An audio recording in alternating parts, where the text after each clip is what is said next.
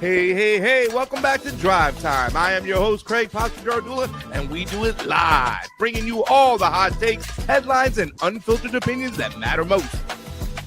Whether you're stuck in traffic, cruising to work, or just chilling at home, we want to hear from you. Today's topics are all about the big stories making waves, but we're not just here to talk at you. We want to hear your thoughts, your experiences, and your take on everything from the latest political debates to the everyday challenges we face. Remember, whether you're on the left, the right, or somewhere in between, we welcome all points of view. So grab that hands-free device, dial us up, and let's dive into the conversation. What's on your mind? It's Drive Time. Call in now. Good morning, everybody. Oh, wait, look at the head. Did you mute my mic, or am I muted? You're not muted. Do I sound pretty? Do I sound nice? Do I sound... How's the hair? You sound like pasta. Good. That's good. I'll take that. I'll sound like pasta. Welcome, everybody. Welcome. Good morning. Where are the sleepyheads? Got a couple people on assignment, but Fred Edward made it into the chat quickly. First, as always, thank you, Fred. You know, if you guys want to call in, the number is 561-247-2721. It is 561-247-2721. Josh, what is this, show 22 or 23 or something? 23. 23. Holy cow. Time flies when you're really having fun. I've had a lot of fun with you guys. The call-ins have been pretty cool. Interesting day yesterday, if you haven't checked it out, ladies and gentlemen. Nico House was here. Knights of the Malta called on in. That was another interesting. Choosy, his name is, called on in. The day before that, I had a couple cool callers in too as well. From Melbourne, our dude from Melbourne called in. That was fun. And today, help fielding the call shortly will be on as one of my favorite people, one of my favorite guests. Retired Colonel Karen Kwiatkowski will be here with us today. So that is that. Josh, what's going on in the pop culture world? Anything we could talk about before we start talking about some heavy lifting today? Because there'll be some serious heavy questioning today. I have some questions for the Colonel right out of the gate. Can we talk about something light packing? What else is out there besides the Steven Spielberg movie? The only thing I saw was all the DSA people being happy and a lot of the Zionists being pissed. You see DSA people being happy? What? Wait, where? What? Who? New York. I think they picked up. They won some primaries. They won some primaries. I didn't know that. Not that. Yeah. So I haven't looked deeply into it. I don't know the candidates or anything, but I know there's a lot of Zionists crying online. So there is, and I know that Madami. There's been like a little criticism of Madami being very anti-Zionist, being mean towards AIPAC. I still don't believe he goes the full distance. He uses, he had an agency when he started out to protect those most vulnerable. You know what I'm saying? And I think he had Zionists on there too as well. I don't know. I don't trust any of these goddamn people. So I don't trust any of them until proven otherwise. And none of them's ever proven otherwise. Do Dissident's election show last night. They endorsed Jose Vega. Good for them. It's crazy because we used to watch every single election like it was going out of style. It was crazy. It was making sure paying attention to it. But then the system is so fucking whacked. It's so bad. I mean, there's no way for them to prove their work. Huh? Here, it's just useless. I mean, they can pick who they want. When they want. Like, do you guys really believe that Thomas Massey lost the way he did in a district where nobody knew his name? I said the same thing about Nina Turner when she lost in her district, which was an all-mail-in district. I'm like, you have no chance. You have no chance in these districts. Oh, who's that? Hey, Joanna's there. We have a new listener, a new watcher. Thank you, Joanna. It's good to see somebody new in the chat. I never shared it with you. I didn't know if you'd be up this early. As you can see, we have a few people just kind of trickling on in. How are we doing over on the Rumbles over there? I mean, you got a great lineup over there in Rumble. You can watch some rage baiting, fucking upset, conservative, anti-woke fucking people out there. That the people that are over there are always blaming immigrants, the Chinese on those channels. I don't Man, know. We need to start blaming ourselves for a lot of these fucking problems. We put these people in power, or kept them in power for this long. who? How do we keep him in power? Well, I mean, we've allowed our election system to get captured slowly over time. Like we should have Yeah. put our fucking foot down a long goddamn time ago. We didn't, so now we're fucked. And now we have a way. Now we have. They're still feeding into it. People should understand that the elites are very, very nervous that what they've implemented in an election system where they can pick who they want. You know what I'm saying? And this is something I try to tell the grassroots Democrats. I'm like, you guys are most vulnerable, right? If you're going to run in the Democratic Party because you're an activist in California, you feel like you can't run the Green Party because it does do nothing. It doesn't help you out. They don't even get people on the ballots half the fucking time. They're so lost. What happened in California? I mean, I know it's wrong because part of election fraud is ballot access, not giving you access to that ballot. And different states, they're really fucking janky about it, so it sucks. But I told them, I said, look, if you allow them to keep doing this, this is going to affect you more than anything. You're not going to be able to get your people elected. And then, you're going to be left with what we're left with right now, a 22% approval rating from Congress. I don't even know how they get to 22%, just above 20%. You have to pick one schlep or the other schlep.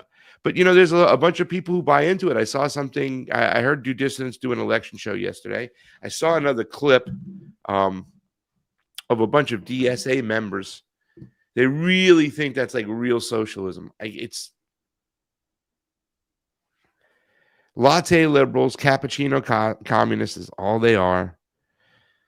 Every meeting I see those guys in, they just argue about how you're talking instead of like the actual fucking issue at hand. It's dumb. It's just a waste of time. I think everybody's seen that video by now. It was a DSA. It's not just. It's all kinds of all kinds of their damn meetings are like that. It's just like they just talk about like decorum and shit. I'm like, how is this any different from fucking the regular Democratic Party? Yeah. It's the same shit. What can we do? It's Wednesday night. Is there a movie coming out? What's coming out tonight, ladies and gentlemen? You got anything? I'm gonna watch Idiocracy again this weekend. Idiocracy. I wish we can get that up on the big screen. That'd be so awesome. Like go to a movie theater watching Idiocracy. Well, they buried that movie when it came out, man. That's like it. They were scared that the Jim Carrey was in it, right? No, it's I can't remember. Not Val Kilmer, is it? No, it's fucking Luke Wilson. Luke Wilson's in it. Idiocracy. I gotta see that. But they buried that fucking movie because it was like a little too on point with corporate shit, and they were kind of scared they were not gonna get funded anymore after that movie. So, dude, they just didn't promote it. So I didn't even see it until years later. I thought it was kind of stupid, but then you watch it now and you're like, oh my god, we're living it. We're living in it. It's frightening. Dystopian. It's what's more up, than Bill? it's dystopia, but everyone's dumb. It's like it's a trip, man. There's so many things to talk about, right? So when the Colonel gets here, I want to talk about the Mossad and the CIA. Now, all right, listen. I'm going to get myself in some trouble. You guys ready to get in trouble with me real quickly? Guy out there, John Kiriakou, right? Signed with one of the big agencies. Ex-CIA whistleblower, did time, was punished by the deep state or the military apparatus for whistleblowing, right? Why is this guy now getting promoted? Why is he getting a job? Why are the movie agencies signing him on and stuff? And I couldn't think about it. I'm like, why would they do that? This is so weird. This guy talks out. Well, he does talk out that the Mossad is a different agency than the CIA, right? And I want you to harp on that. I'm like, well, of course, Pasta. One begins with an M and the other one begins with a C. They're totally different. They might be different from the foot soldiers down below. Our co-host today, Colonel Karen Kwiatkowski, worked in the Pentagon. I want to ask her. I believe at the end of the day, the Mossad and the CIA serve the same masters, right? So there's all this talk about why is the United States, why is Donald Trump now letting the Mossad creep around and spy on him? And that's my next question, right?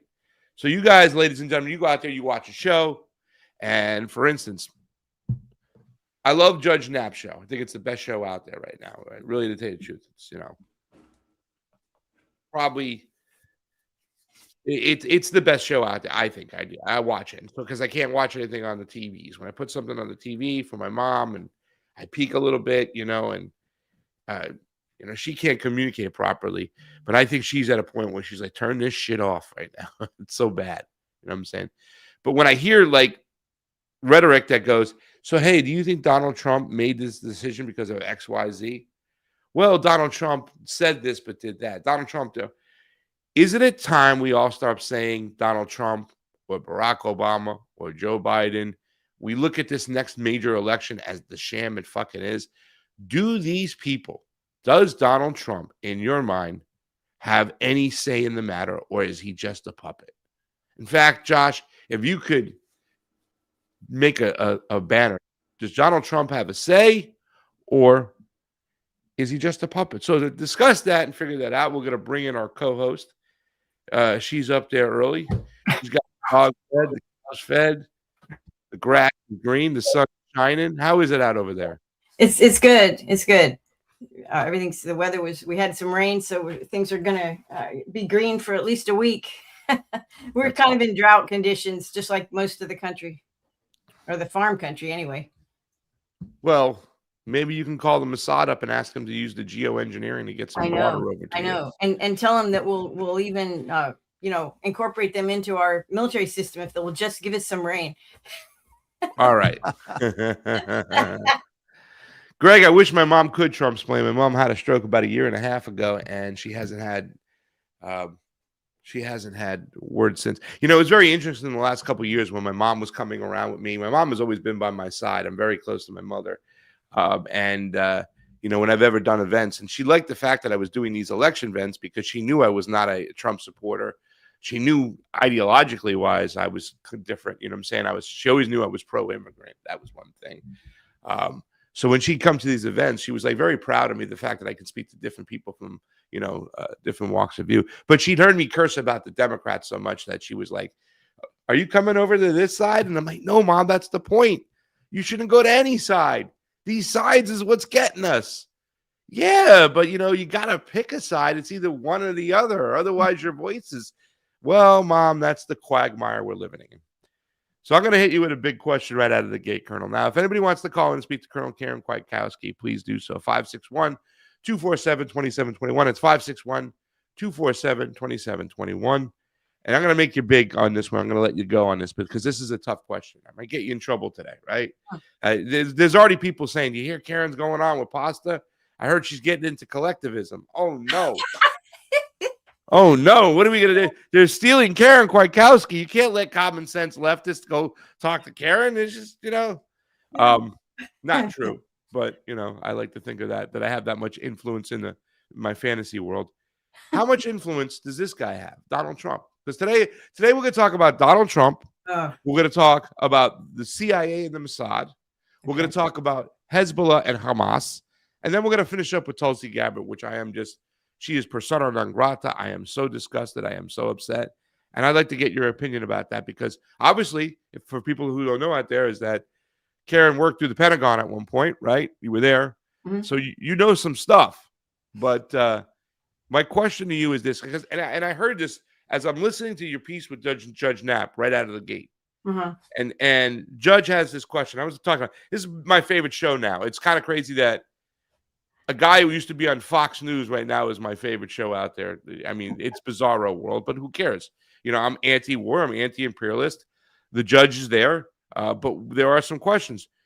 How much say does Donald Trump really have? Or realistically, is he just a puppet? I mean, isn't it time? We've said this before. You've agreed with me that no matter who you vote for, you get John McCain, right? Yeah. It seems like they say one thing, but then they get into office and they do the bidding of the elites, the donors, the 1%ers, the predator class, whatever you want to call them. I got to protect my friends in the Epstein files.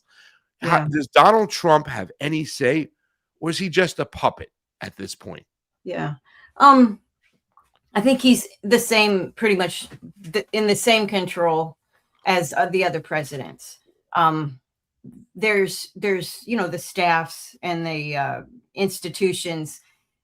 You could say Trump was able to influence government in some ways, in the sense of, well, they aren't good for America. None of the stuff that he's done has been helpful to Americans. So we have to put that aside. I don't think he's done anything that actually helps Americans. In fact, he's reduced our freedom. He's impacted negatively whatever remaining, First Amendment rights we had. Fourth Amendment, he has contempt for. The FBI is not going after the kind of criminals, and it's not just the Epstein files. It's not just that. The FBI doesn't go after criminals that make America's life better.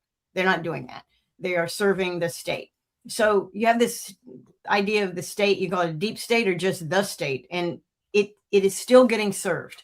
So where we see Trump doing things that he wants to do that the state may not really want him to do is things like the reflecting pool. Okay. It's things like the ballroom construction. So Trump wants these things. These don't benefit the United States. Last time I went to the reflecting pool was probably 30 years ago. So I have no idea if it was messed up or not. I don't know. I haven't looked at it. But did you hear that he's going to get the West Palm Beach airport named after him? Well, there's another example, getting things named after him. Okay. These are the things that President Trump wants to do personally. Didn't run on that. He didn't run on the campaign pledge. I'm going to get airports named after me, put my name on the Kennedy Center. He didn't run on those things, but those are the things he wants to do as an individual, as a president. And he tries to exercise power. And even in that exercise of power, he has to go extra constitutional to do it. When he did his reflecting pool, he did a sole source contract to some loser. Well, I shouldn't say loser. I mean, obviously the guy got a $14 million contract. So I don't know if that's in Trump's book, that probably makes him a winner. But I mean, the guy was, has a past record of poor business practices. I think he's been in jail. I don't know if he got a pardon or not, but the guy is just not upstanding in the business world. And I don't think he has experience resurfacing large reflecting pools, but this is the contract that he got. Well, anyway, so Trump wanted that pool done. He gave him a sole source federal contract, $14 million, outside of the normal law. So Trump wanted it done. As president, you say, well, he has the power, but the only way he could do it was to violate federal acquisition rules, which he did. And then there'll probably be some suit or something, who knows what. Then you say, well, Trump wanted a ballroom. Well, how did he get his ballroom? Well, first off, he had supposedly, and the initial money was, and it's not supposedly, I think the initial money came from his friends and donors. That's a little spooky. Then you have the fact that he did not go through the normal DC historic preservation, all of the, like the HOA for DC. He didn't go through that to get this done. So he violated even the little piddly laws and got himself in trouble. He wanted his name on the Lincoln Center. So I guess he sent somebody over there to pound his name into the granite. I don't know what he did. And then the law took its time and the judge said, you can't do that or whatever. So even the stuff Trump wants to do that should be piddly, it has nothing to do with anything except spending money. He can't even do that. So I would just say, if you're looking at Trump, you're looking at the president, any president, you say, well, oh, he's the most powerful man in the world. But then you look at what they're able to get done, the things they personally want to do. And it's not just Trump, but Trump does have some big dreams. He's very, very fanciful and very, he's a showman. He likes things to look a certain way. Even with that, his hands are tied. So then you say, well, what else does he do? Well, he does wars. Okay. But guess what? Wars are easy. The state wants wars. The elites want wars. The defense industrial complex wants wars. The DOD wants wars. They say they don't want wars, but they want wars. That's how they sustain their budget. So anyway, it's president is empowered if he goes with what the state profits from. And the state profits from these things. And so he has freedom to act. When he tries to end a war, then we see the state rising up against him. The Senate opposes the MOU. The House is mixed. the neocons and the media that's owned by much of Israel. I mean, we have Israelized our media in a sense, so they are opposed to him. They don't want the wars to end. They want them to continue, and actually they will continue because we're going to beef up Ukraine now. As soon as we get some freedom of action, because we've pulled troops out due to the MOU in the Middle East, it's going to be Ukraine. It's going to be Cuba, of course. Yeah, I think they'll bring them home to Latin America, but I mean, that's my, you know what I'm saying? I don't know. Yeah. Listen, there's some serious problems going on in Ukraine and Russia. You know, I don't even think people understand what's going on there. I think they hit the Ukrainians drone attack like 8 miles outside of Moscow. It was like right around the corner. And it's like, I know there's people in Russia who were starting to lose it, but they are. Am I crazy to think, because from what you just explained, what you just said is that the president kind of goes in, but then there's this parameters. This is kind of like fence he has and that's all like donors and ruling class or whatever and state, all apparatuses of the state. But am I crazy to think like, no, Karen, I don't even think he has that much. I think what we're watching is WWE wrestling, right? And I really do. I think we're watching WWE, and who better than get a guy who's in the WWE Hall of Fame to call those shots? I mean, we have some uneducated voters out there, low-informed voters, unfortunately. And I would say emotional. I would say emotional voters too. They're low-informed. They're low-informed. We do not have the teachings in our schools to explain to kids how the system works. I mean, they don't even tell them how to balance a checkbook out there, right? You know what I'm saying? So when you speak to people out there in the real world, and I go out and I talk a lot, and I'll talk a lot to people at football games or baseball games when I go to as well, not just political events. And every single time I speak to people at a baseball game or whatnot, you'll find that guy. He goes, yeah, my offensive line. That guy went to Ohio. That guy went to Syracuse. That guy went to Alabama Tech. That guy over there, he went to Cal Berkeley. All right, cool. That's awesome. You know where your whole offensive line went to school. Who's your congressman? No clue. Zero clue. Unplugged, out of it, not what's going on. Josh was speaking before the show, in the beginning of the show, Sleepy J, our engineer.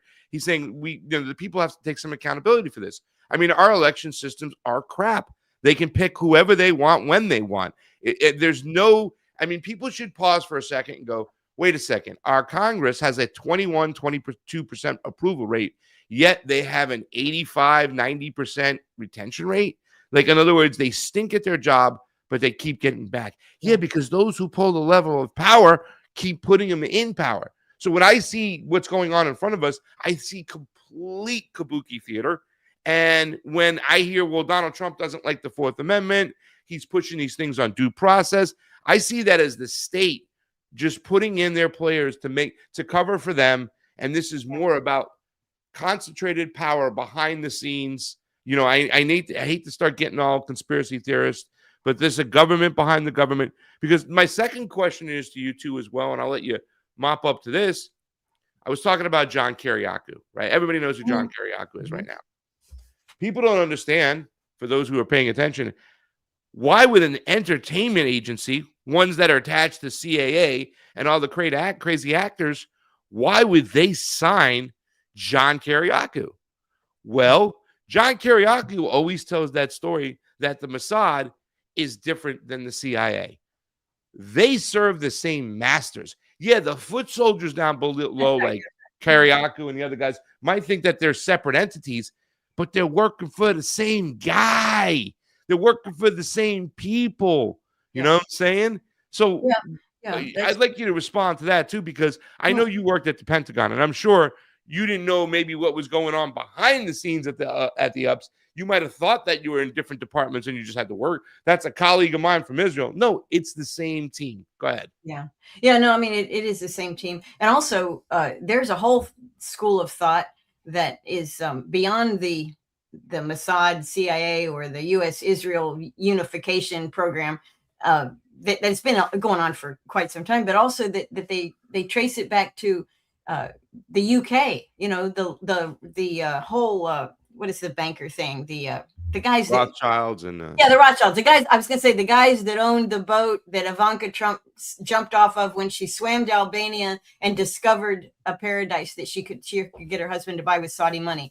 So, but yeah, the She Rothschilds. walked up barefoot. Please don't leave that out. That's very Yes, important. I'm sorry. She walked up. She walked up to the top barefooted. Please. Yeah. That's important because it personalizes the story. It's part of the entertainment value. You know, it gives you feeling. Kabuki theater. Yeah, there you go. And but no, I mean, you know, and obviously Hollywood is for you know, DOD, even World War II, which I did none of, you know, we didn't go to movie theaters in World War II, but if you did, you were very propagandized by very top level Hollywood producers producing U.S. propaganda, war propaganda, and probably it never stopped. Well, it never stopped, you know. It's you know, and I'll tell you, you know what, I'll give you an example of the incongruency. So I went to a get together, Eisenhower Media Network get together in Columbus, Ohio. And we went to the veterans, there's a big veterans museum. And on the wall, so we took a tour of it. And it has movie things like from Full Metal Jacket. There's a whole room dedicated to the making of Full Metal Jacket, which you would say, well, that's an anti-war movie, right? That's an anti-war movie, Full Metal Jacket. Okay. Really? Would you say that's an anti-war movie? Well, yeah. I mean, it showed the horrors of war, right? It was Stanley Kubrick, the guy who made like horror films, and I would categorize it as anti-war, yeah, because the way they destroyed the guy that later went on CSI, you know, the less than smart guy that was abused and he ended up committing suicide and killing his sergeant. I don't know. I thought it was an anti-war movie. You're not talking about the actor, or you're talking about the actor? I'm talking about the actor. Well, that was Vincent D'Onofrio. Yes, there you go. He's great. Yeah. Well, when he was younger, he had a key role in that movie, and I thought that was something that was anti-military and anti-war. But that was just how I took it when I saw it first time. Anyway, so in that building is a room dedicated to what I consider an anti-war thing. There's also a lot of stuff about the cost that veterans had suffered. There's stuff about veterans, how they're damaged when they come back, you know, all this. Okay. However, who do you think funded that building? The major funder of that building. Raytheon. Nope, but close. Raytheon, I think one of the military contractors did give some. The top donor is Lex Wexner. Wexner, who's the big Epstein boy. Epstein's financier, Epstein's consumer. He's just Victoria's Secret guy, and he just happened to cross paths with, you know.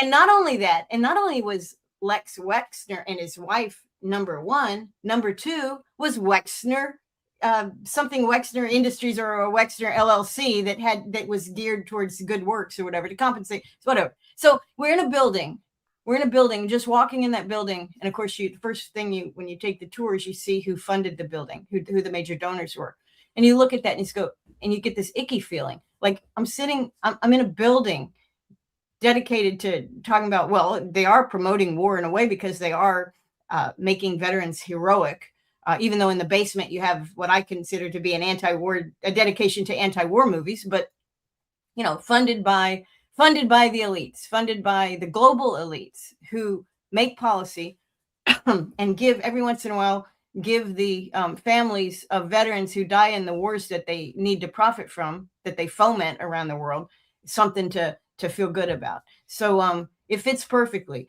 And politicians, if they can build a building that, I think that building was 115 million building to put this whole park together. Maybe it was more than that, but it was over 100 million. Then they can certainly put politicians in office, which they do in Ohio. And oh, by the way, Vance is from Ohio. So now I don't know what Wexner's political, you were talking about we have to choose a party. Well, the elite doesn't choose a party. They choose both parties. Yeah. Well, and they make sure no third party gets any. They don't play that game. Yeah, they don't play the game. So anyway, we're the cows. We're getting milked, and every once in a while we get slaughtered. And the state is the farmer. And how if we're dumb as cows and we we behave as herd animals, as we often do, then we're going to keep getting milked, and we're going to keep getting slaughtered as needed. Yeah. Well, I was going to ask you the solution, but I don't want you to get in trouble for looking like a Marxist because, it was Marx who said, if it's no good, blow it all up. And I don't want those accusations on my hand, Karen. I can't, You know, Well, it's not blow it all up, but I do, and we've talked about this before. You look at how really over centralized, super totalitarian states, and we wouldn't say, people would say, "Oh, America's not a totalitarian state." Well, it is a kind of one. We don't have choices. The state consumes over 50% of all the resources, and it's in major debt that they're going to hand over to us, say that it's our debt to pay when it's not, it's government debt, but they're going to say it's our debt collectively. Don't worry about it. It's all good. And then they're going to conduct wars incessantly without our permission. They're going to send us to die, ruin our economy because of them. And this is what they do. So that's a lot of centralized power because they operate that way. But they say, oh, we're not a totalitarian country. Well, not yet, but we have overly centralized behaviors and we work for not the people. So what are some other governments that were like that failed? The governments that didn't serve the people and became overly convoluted and powerful and sucked up all the resources. Well, they collapsed. They eventually collapsed. And so I think you don't vote your way out of collapse. You can't vote your way out of empire, but you can make choices to separate yourself from it. And I think, unfortunately, that's not a group activity unless it can be a group activity, because look at Gandhi, right? I mean, Yeah. Gandhi had a whole bunch of people who had very little, if nothing, and they stood against the British Empire in India. And how did they do that? Well, I'm not an expert on how they actually did it, but that was a group, that was a major people movement. And it was led by a guy who was nonviolent. He was leading on principle, and one of the principles was nonviolence. And did it work? Well, it did work, but also they did it at the right time. The British Empire was collapsing and retrenching at that time. So it kind of, if the timing is right, you can get rid of it. It'll collapse. And then when it collapses, guess what? It's not like a win, because there's not two sides. The Soviet Union collapsed. Oh, a win for freedom. Well, not for the Russians. It wasn't. For the Russians, their life expectancy went down, alcoholism went up, poverty went up. People were extremely unhappy and anxieties. There were divisions in society, even in the core Russian area. And then when they spun off the former countries that their former satellite countries, there were divisions there because things were hard and people were having it was a new world and people fight and they're not sure. So you're not going to get a perfect world. And this is why I'm not a Marxist, because you can't say, well, if we just had all this, and that, and the other thing, it'd all be perfect. It would not be perfect because we're human beings. We're pains in the ass. We're like herding cats sometimes. So I don't think you should put a system on cats that cats can't tolerate. Yeah. But we do need to work against empire, work against the deep state, if you want to call it that, or really what we see now is a global elite empire of all of, it's not just Epstein's friends, and they're not 100% pedophiles, but there is a group of people who hang together and take care of each other at the top, and they do it by milking the rest of the world. Now, and we were talking before about China, China watches their oligarchs very carefully, and they punish them publicly periodically, and they say, well, we got to do things for Chinese people. Will that last for 200 years? Will they also evolve an elite, rule where the people are busy watching, being entertained, and they don't really think about their government? I don't know. And I don't think the Chinese people think hugely about their government either. They don't have to make a choice of one party or another. And they probably know more about their sports figures and cultural figures than just like we do. But they tell us we have a choice. See, they don't confuse the Chinese people. They tell us we have a choice, and yet we think, oh, we should get out and vote and waste all this energy and support no, we shouldn't support any of them. And we need to kind of, we're at the end of empire, and end of empire requires certain behaviors, and some might be political, but a lot of them are just your own choices for yourself and your family. And we're seeing it. Yeah. So many people are leaving the country. Young people. Yeah. I'll tell you this happened about probably 15 years ago. Kids that were, they went to school with my kids, and their parents have lived in this county for probably 300 or 400 years. I mean, they're just like, they've been here. They don't move. They don't go anywhere. They stay here. Their kids stay here. They had 2 kids in their family. Both of them went overseas as soon as they got out of college. And one of them, I don't think, finished college, went out. Maybe they both did. But they left. As soon as they were free to leave, they took jobs overseas. One went to a country in South America, and I don't remember which one it was. and the other went to, I don't know if it was China or someplace else, but they did not stay in the United States to make their future. They went abroad. And I think that's a little out of the ordinary, but it's increasingly becoming something that people consider. And that's a good thing, because as long as we're here in our cow pen and they're feeding us a bunch of bullshit, I guess, and food too, because it makes us happy. Let us watch our football games so we know where all our football players went to college. They're doing all that for us. We're watching movies that celebrate war and make us feel good at the end because, oh, that was a victory. And periodic, and they milk us every day for our resources, and then they kill us every once in a while, and we don't know where they went to. We're like the cows. They go, oh, they went to camp. Yeah, freezer camp. You know, that's what they tell the sheep. Did you know that? No. Yeah. So you get, if you have a sheep, and you have a ram, and rams are pains in the butt, of course, and sometimes they're really bad.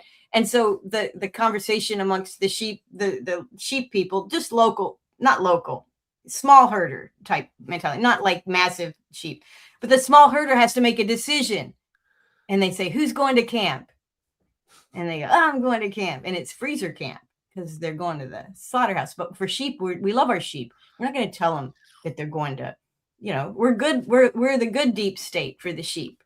We're going to not tell you you're actually going to get butchered because you're bad or you haven't conformed properly with all the other sheep. No, you're going to freezer camp. It'll be fun. And this is how we take care of our sheep, and this is how our government takes care of us, really. And anyway, we have to, and if Marx is all about overthrowing governments, that's fine, or helping them fail when they're bad, that's fine. But I don't want to replace it. This is where I would diverge from Marx. I don't want to replace it with a system that requires even more force to ensure, some other concept of rule. I'm opposed to that because I just don't think it'll work very well, and I don't want to trade one dictator for another. But we're definitely screwed in this country. We're going to have to make choices and do things that are not comfortable for Americans. Yeah. Well, I know this. I'm going to probably have a little bit more pro-Marxist supporters than none, because I come from that general area, and once again, I wouldn't consider myself a Marxist either, or a socialist, or a Republican, or a conservative, or a capitalist, whatever. I mean, I live in a quasi kind of, what do you call it? This crony capitalist society. I have to survive at the end of the day.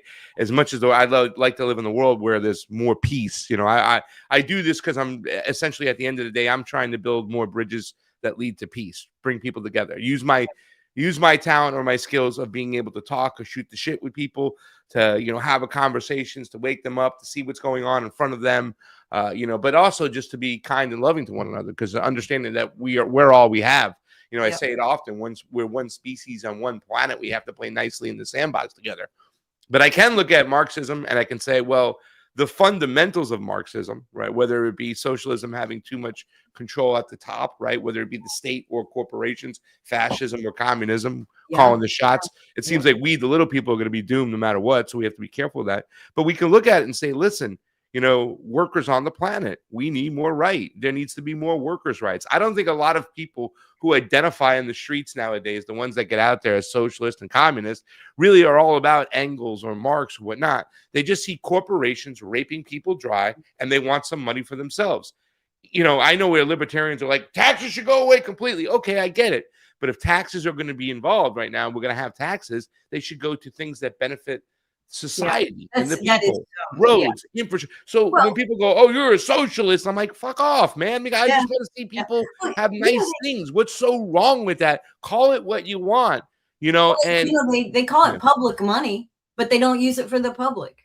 They use it for, stupid things. And actually, in a different world, if you had a city like DC that was the head of a great empire, and that's the capital city, you could use public money to beautify it. And I'm sure that public money has been used for various decorative, I call them, decorative monuments or whatever.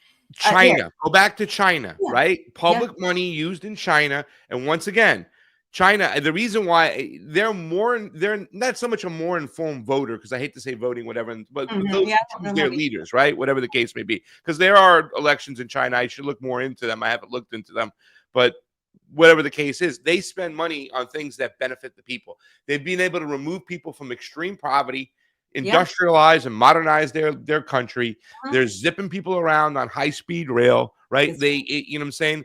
The average Chinese person, there's more home ownership in China than I there is know. per It's so capita. There's yes. more small business ownership That's in right. China than That's there is right. over here. Go ahead, Karen, get at it. And by the way, really quickly, guys, why would you ruin this opportunity? You got Karen Kwiatkowski here. You see her all over the interwebs. Well, now you can call and ask her a question yourself. 561-247-2721. That's 561-247 Bernie Sanders Blackjack. Go ahead, Karen. Talking about China, right? Yeah, I mean, So now you you're know, gonna be a Marxist communist. I'm gonna get you serious. Don't brag about China too much here. oh, Go ahead. but seriously, I'll tell you this from a military perspective.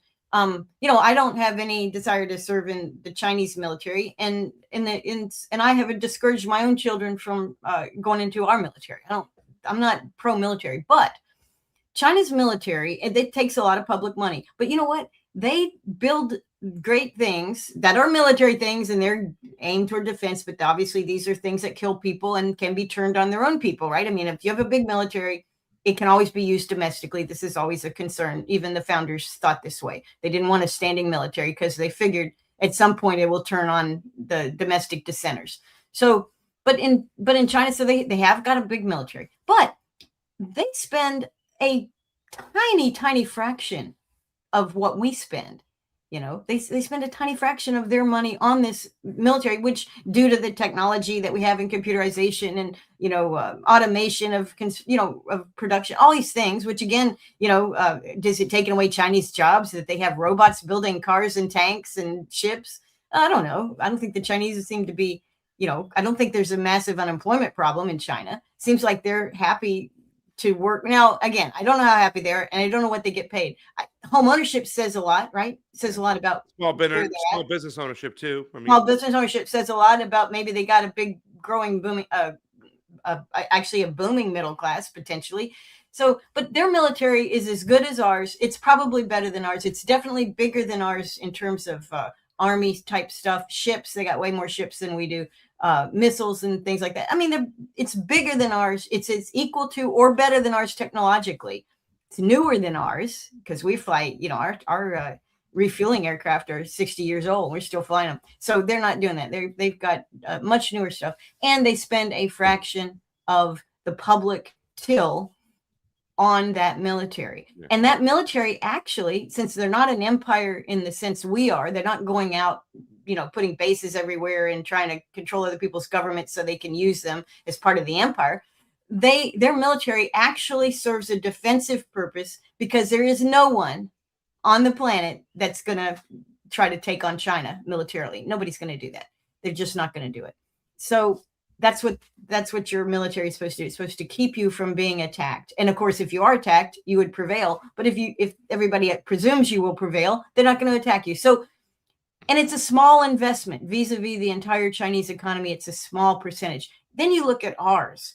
Our military, I think POGO, the Project on Government Oversight, and also there's another, I think the American Conservative, not the American Conservative, a couple of these think tanks, newer think tanks in Washington, look constantly at how we spend our money in the military, what's going on, what that investment buys us. And what we see, and even without their help, $2 trillion a year being sucked into military and security type public functions. And what has it gotten us? It gets us war. We're at war constantly that we lose, wars we can't win, wars that nobody in America wants. Look at 70% opposed the Iran war from the very beginning, and they didn't even change their minds. Now they're like happy Trump did the MOU. They don't know what's in the MOU. They don't care about Iran. They don't care about any of this stuff. They just want it over with. And the MOU is a way to do that. They're happy with it. We don't care about that. But our money that they've extracted and our wealth and the debt that they've accumulated in our names that they'll stick on us. Oh, we have to pay this debt. We've got to make good on we owe countries money. So we have to tax you more because of this debt. It was your debt. You benefited, but we didn't benefit. We didn't benefit from this overpriced military. So who did? Where'd the money go? Well, we know where the money went. It went into the oligarchy. It went into the crony capitalists. It went into the state capitalism coffers and the individuals and the networks that control those coffers. And And meanwhile, we vote for Congress. Well, and seriously, even the simple thing that everybody knows, if you go to Congress, you're going to come out a millionaire. If you go in a 1 millionaire, you're going to come out a 10 or 20 millionaire. If you go into 10 millionaire, you're going to be 100 million. I mean, everybody in Congress seems to make a lot of money when they go there, even though they're paid a salary that's probably proportionate to what you need to live in DC. So we know that. That's not a secret. Why would I say, this Congress doesn't serve the people. It serves itself. And they have the two parties. So, well, you better have this one. He'll serve himself, but at least he'll think about you while he does it. And then this other one, well, they'll serve themselves, but at least they'll consider your needs. They'll take your call, and make you feel like you have representation. They're not representing anybody in this country. They're representing themselves and the elite. And some of them aren't elites. And actually, you take a guy like Thomas Massey. What's his backstory? What's his kind of thing? Well, his thing is he has an off-grid farm in Kentucky. Mm-hmm. He lives by his relatives have the neighbor. His family is from there. He doesn't even need our grid. He doesn't even need the grid to live, and he can go back to that. So therefore, he is independent of Washington and all of this the wealth seeking and influence peddling. And what did they do to him? They said, we can't tolerate one guy that doesn't own us, one guy that's not plugged into the matrix of DC. We can't tolerate that. So they got rid of him. And it's funny you mentioning that, because I think it's great there's somebody who made a comment in the chat, Greg Dub 27. Greg, I think he's watching over on the Rumble. Thank you so much, guys. By the way, Rumble is losing to YouTube. YouTube's kicking your butt. We got 19 people over on Rumble. We got 25 over on the YouTube's 27. It keeps climbing. Every show keeps getting better and better. But, of course, when Karen Kwiatkowski's here, it gets great numbers. I hear this all the time, right? And this is what I have disagreements with my friends. And I say this there's a group of people out there, and I love them. And by the way, good luck this Thursday. I believe you're going on. You're making your debut on Uncontrolled Opposition. So you're going to go on the airwaves of New York and get under the New Yorker skin. That's going to be fun. Well, that'll be that's going to be fun. That's tomorrow at 11, I think. Right after. Yes, it's on this channel right here. They play it live, and then they'll replay it on the radio next week. Cool. It's pretty awesome. It's a huge audience over there on WBAI, and I'm doing this show over here because WBAI won't give me more time, because I won't capitulate to the Democratic Party is the lesser of two evils. That's the bottom line. I won't do it. I think the Republican people who do that, they're mitigating damage, yada, yada, yada. Okay. Parallel structures. If you kind of opt out of the system, Thomas Massey opts out of the system, lives off the grid, whatnot. Yeah. I say that's really nice and that's fine and dandy. But that is not the long-term solution, because the thing is, if you go off the grid, they'll come looking for you eventually. They're not going to let you exist off the grid. You either buy into the system or die. They will, once again, come here, happy sheep. You're not allowed to go wander off the freaking reservation without our permission. That's right. This is my comment, and I'll hand it right to you. Until, true or false, until the power structure change, nothing changes. Yeah, that's true. That's true. But I would say, how do we grant power?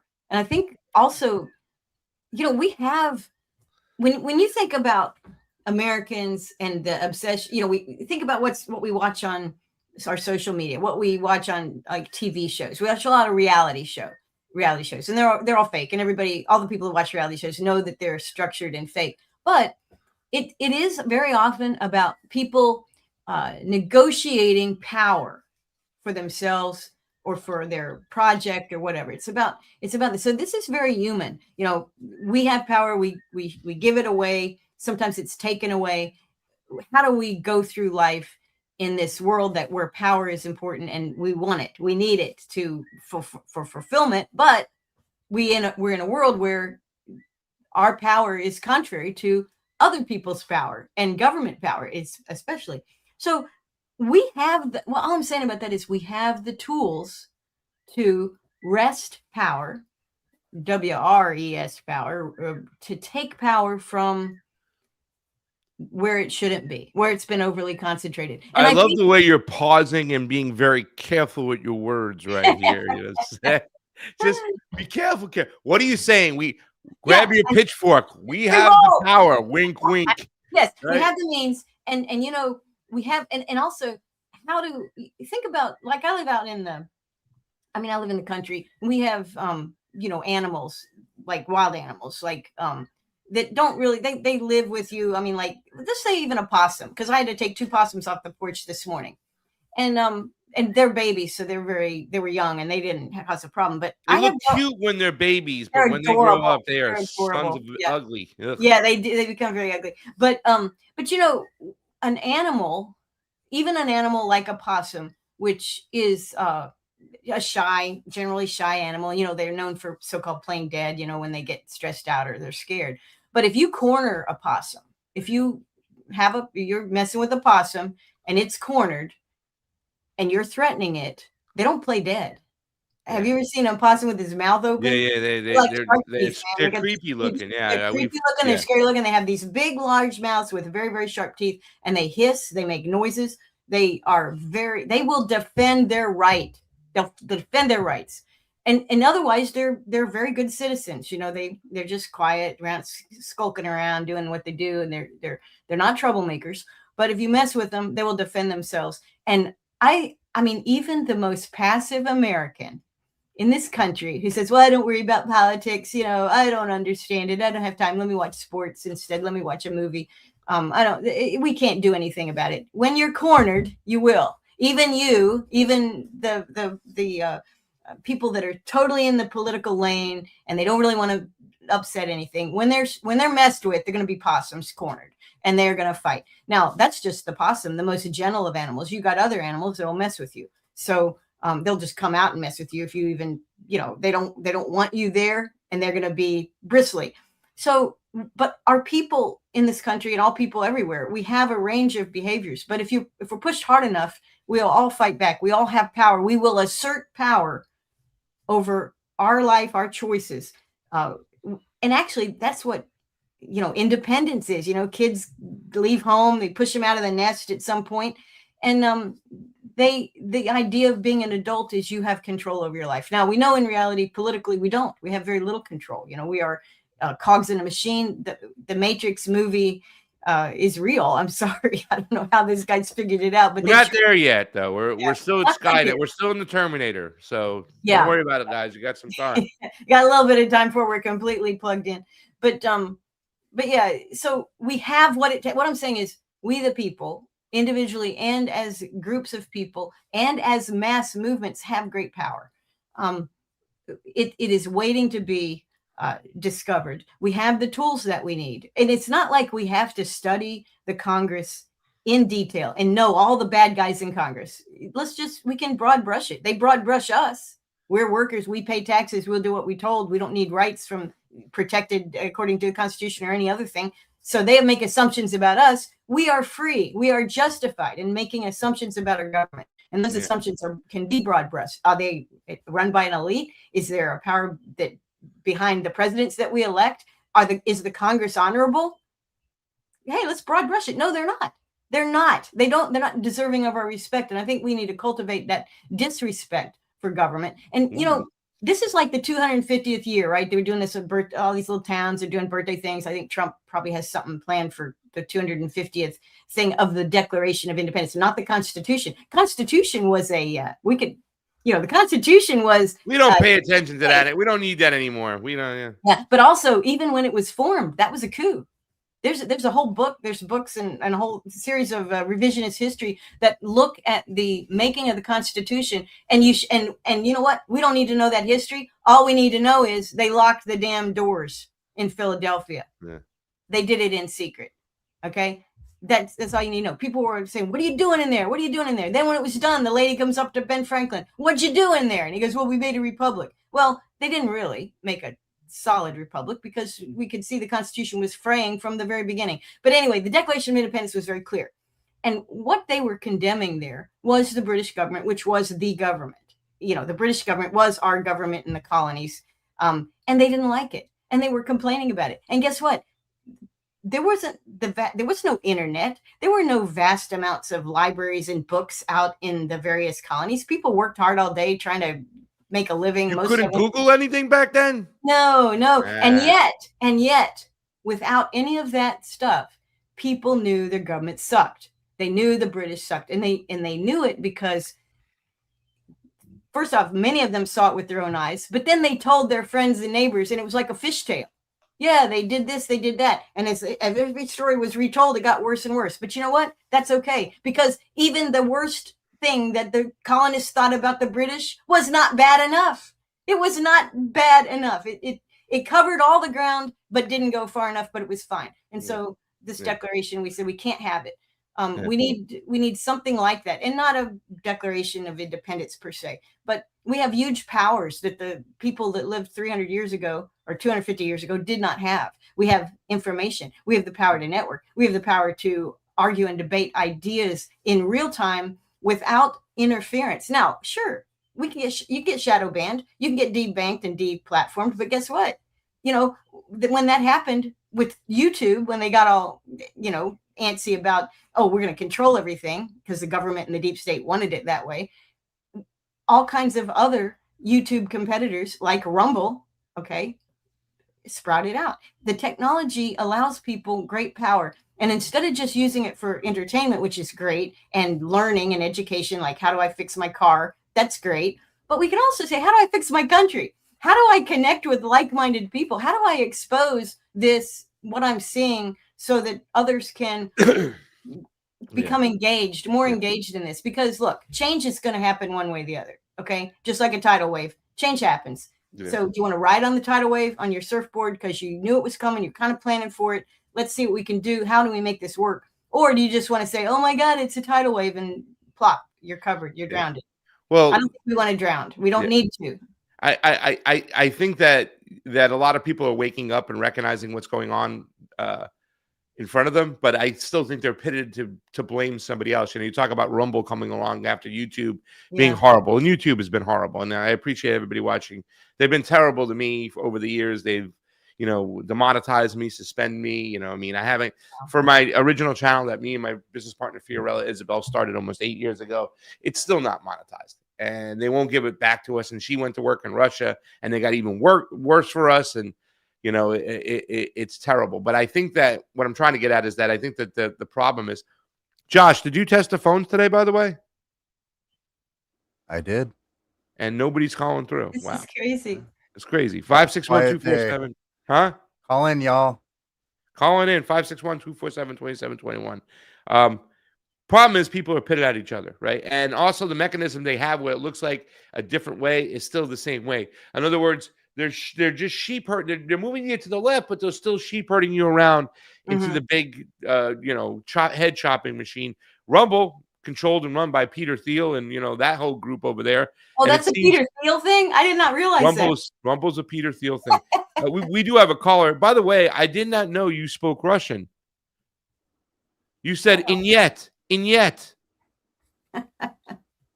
Is that not a funny joke? Didn't you say "inyet" twice? Yet. And all right, caller, who are you? Where you? That's a dad joke. I know, right? I got corny. He's dad full jokes. of those. All right, caller, who are you? Where are you calling from? Hey, this is Johnny calling live from West Palm Beach. Oh, shut up, Johnny Tsunami. Guys, ladies and gentlemen, a guy who is a business partner of mine. He's fam. He's a friend. Johnny Tsunami, a.k.a. Josh likes to call him Johnny Buttons, is here. Johnny, you're here with the Colonel. If you got anything to say, please do so.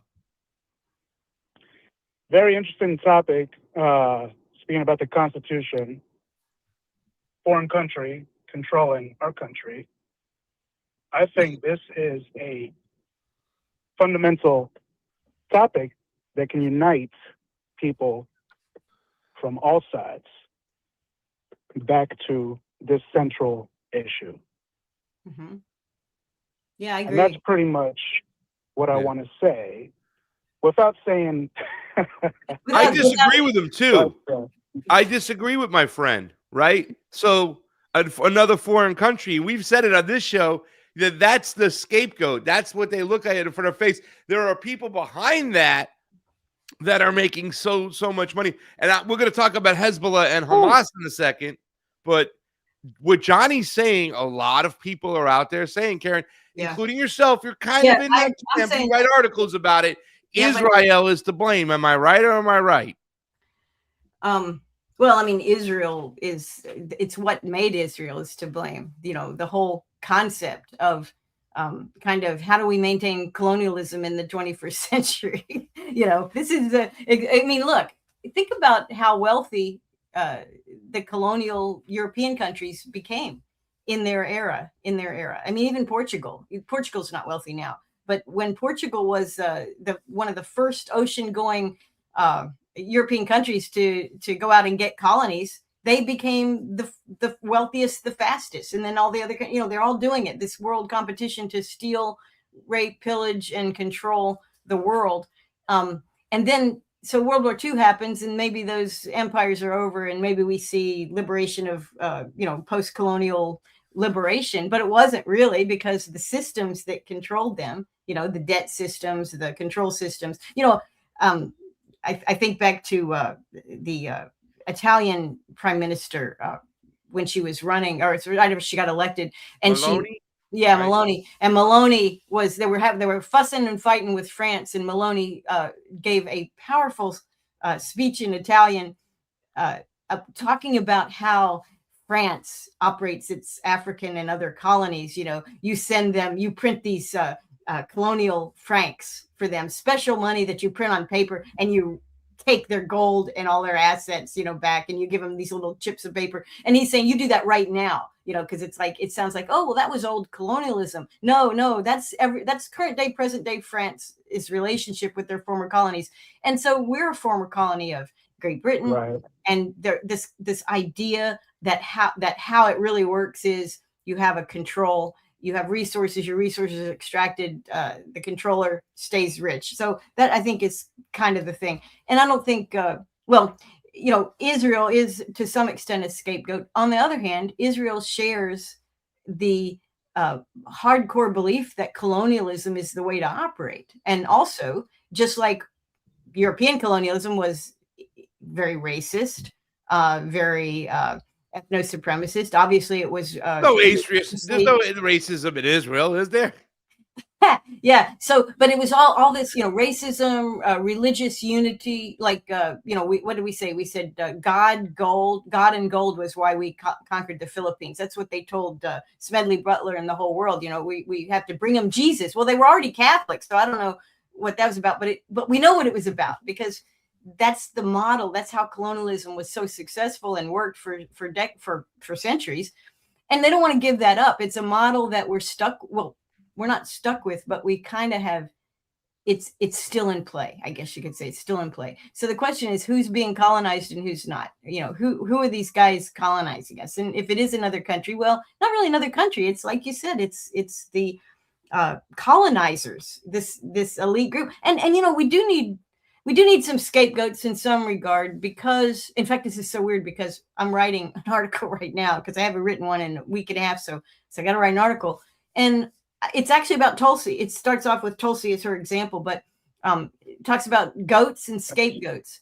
And scapegoats, we're seeing things that are scapegoated, but you know what? There are things you can blame, and we should blame. If maybe we shouldn't blame, we shouldn't blame maybe the people of Israel, even though obviously Zionists came there uninvited, but Babylonian behind them. This is like going, what I'm saying? Like, we have this car, he's not in, he must be sleeping in today.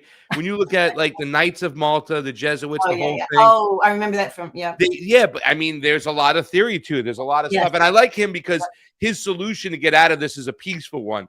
But there's an entity, right, of people who are going to use these.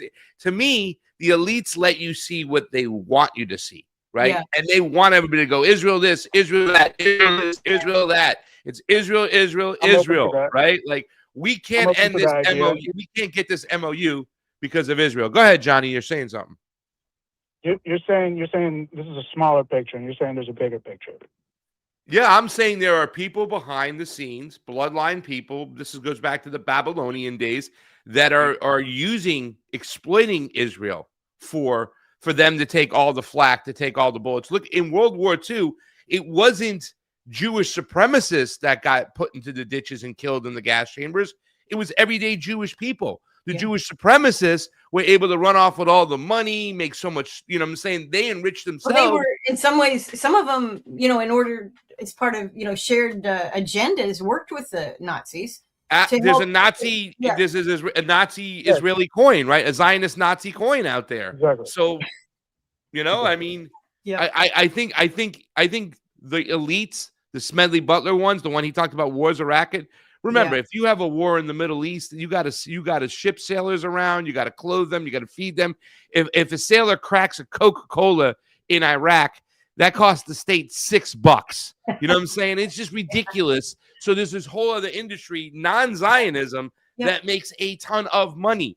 And, you know, people like David Crow, who was in the chat, will say, well, the Zionists, they own all the banks. So no matter what, no, they're part of the machine, right? And they're taking the flack. You know, to me, it feels like if we get rid of our Israeli problem, everything will be okay. If you listen to Candace Owens and Nick Fuentes, if we get rid of the Zionists, then we can go back to being the normal, fun-loving empire that we once were, and that's that.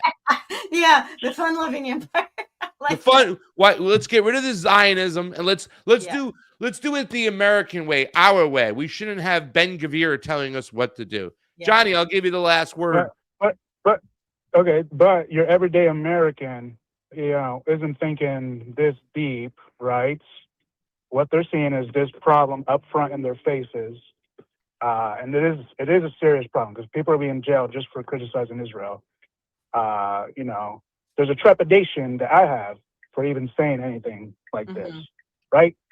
Why do we feel this trepidation? We shouldn't be feeling this in this country. That's right. According to the Constitution and Bill of Rights and everything like that. So I think, you know, uniting on this central issue, you can unite way more people. A lot more people are already open to this idea. They can see it in their faces every day. It's happening.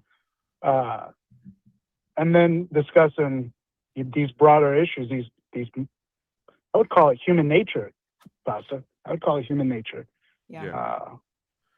I think that's true. And if you look at Gaza, like we've been able to watch it because of our, you know, information technology. You know, we've watched a genocide be conducted, and it's not that it didn't just start on October 7th, of course, but we've been able to watch this steady, just insane destruction aimed at the extermination of a whole people, and a people that really aren't shooting back for the most part. I mean, Hamas is a small military. They're not much, you know, we're getting inundated with pictures of uniformed officers. I don't care what military they're with. They're uniformed officers and NCOs, and they're shooting kids for fun and taking turns. They're playing competition and betting games as they shoot them in the head or the heart or the genitals. We've got them shooting women, pregnant women, 2 for 1, woman holding a child, 2 for 1, grandmother holding the hand of her grandson, 2 for 1. This kind of attitude is informing us. It's informing us of the brutality of the state. And that state happens to be right now Israel. But that brutality is shared across borders and our own government. I mean, that's what I'm so afraid of, further integration of Israeli military concepts into our system, because we already see those concepts being shared. And that is, then we really do have to be scared. So yes, we can criticize Israel, and we should, for what they're doing and the way they behave and their system, which is a racist, you know, ethno supremacy type system, which we would never think that we would have in this country. But in fact, you know, so yeah, they're a scapegoat, but they're also like a warning bell. They're like a warning light. You see this, and we focus our eyes on that. We say, hey, that's flashing red. That's flashing red. We need to react. We need to do something about that. So it has a role. I'm not about, you know, demonizing the people of Israel, of course. And I think people should live the way they want to live. Right. However, you know, this use of force in government and money and influence to mass murder, that can be exported, you know, and it actually, look, we have had. It's coming home. It can come home. Yeah. And it's going to come home because there is an intention amongst the people that, who think they run the world, and maybe they do. Their intention is they see they look at, if if you step back and look at Americans and you look at the United States and where we are at in our community, our education level, which is a very good, our economic productivity, all these other things. We're in a declining empire. People are going to be frustrated. You look at that from a controller's perspective and you go, oh my God, we may have to teach these people a lesson. We may have to target certain segments of our society to strike fear into the hearts of others, just as they're doing with the you can't say anything bad about Israel or you'll lose your platform. You may go to jail. You may lose your access to your bank account. This is all aimed at control. So who are these controllers? Well, that's what we're talking about. But, is Israel part of this? Sure. And it's certainly a model, even if it's not a part of it, which obviously it is. But even if it's not, the model is relevant. And we need to look at that model and be scared of it. And when you think of things that people didn't intend to see, I swear the story that we've already mentioned about Ivanka Trump getting off her Rothschild boat on a trip, swimming to shore and walking barefoot up this beautiful mountain with the flamingos in the back or whatever. She told that story. So it's a constructed story. And it had an intention. The intention was to make them look friendly to the environment and not harmful and all that. But the impact of it was the opposite. We saw the elites with no curtain was drawn back. Here, this is what they look like. This is how they speak of the rest of us. This arrogance, this entitlement, this extreme wealth that can be leveraged to control whole governments, which they did in Albania. But of course. We can learn from the Albanians too, the way they're uprising. Yes, be Albanian, for crying out loud. Right, that's right. Johnny, what do you got? That's it? You're representing the Goyim out here, so. Avoid the Goy swap. Apparently, anti-Semitic to say Goy swap now. That's it. Okay. Nope. Johnny, I appreciate you calling in. Appreciate y'all. Thank you so much. Good luck with all your ventures. Stay in touch, and I'm going to need your help setting up my new studio in a couple weeks. So if it's not set up, you can yell at Johnny Buttons because Johnny Buttons is now in charge. I got it. Love you. Take care, y'all. Thank you. Thanks. Thank you. So my next part is I want to talk a little bit about Hezbollah and Hamas because I don't know if I have to go out and make shirts that say I love Hamas or I love Hezbollah, whatever the case may be, because they're still used as the scapegoat, as the reason to justify bombing women and children. Do we still have another call? Or is it gone, Josh? New caller. New caller? All right. New caller, who are you? Where are you calling from? Bombing women and children. Do we still have 1 second. Yeah, I'm here. It's David from Melbourne, Florida. David. I've been doing some research, Pasta, and I found some things. Oh, no. What do you got for the colonel?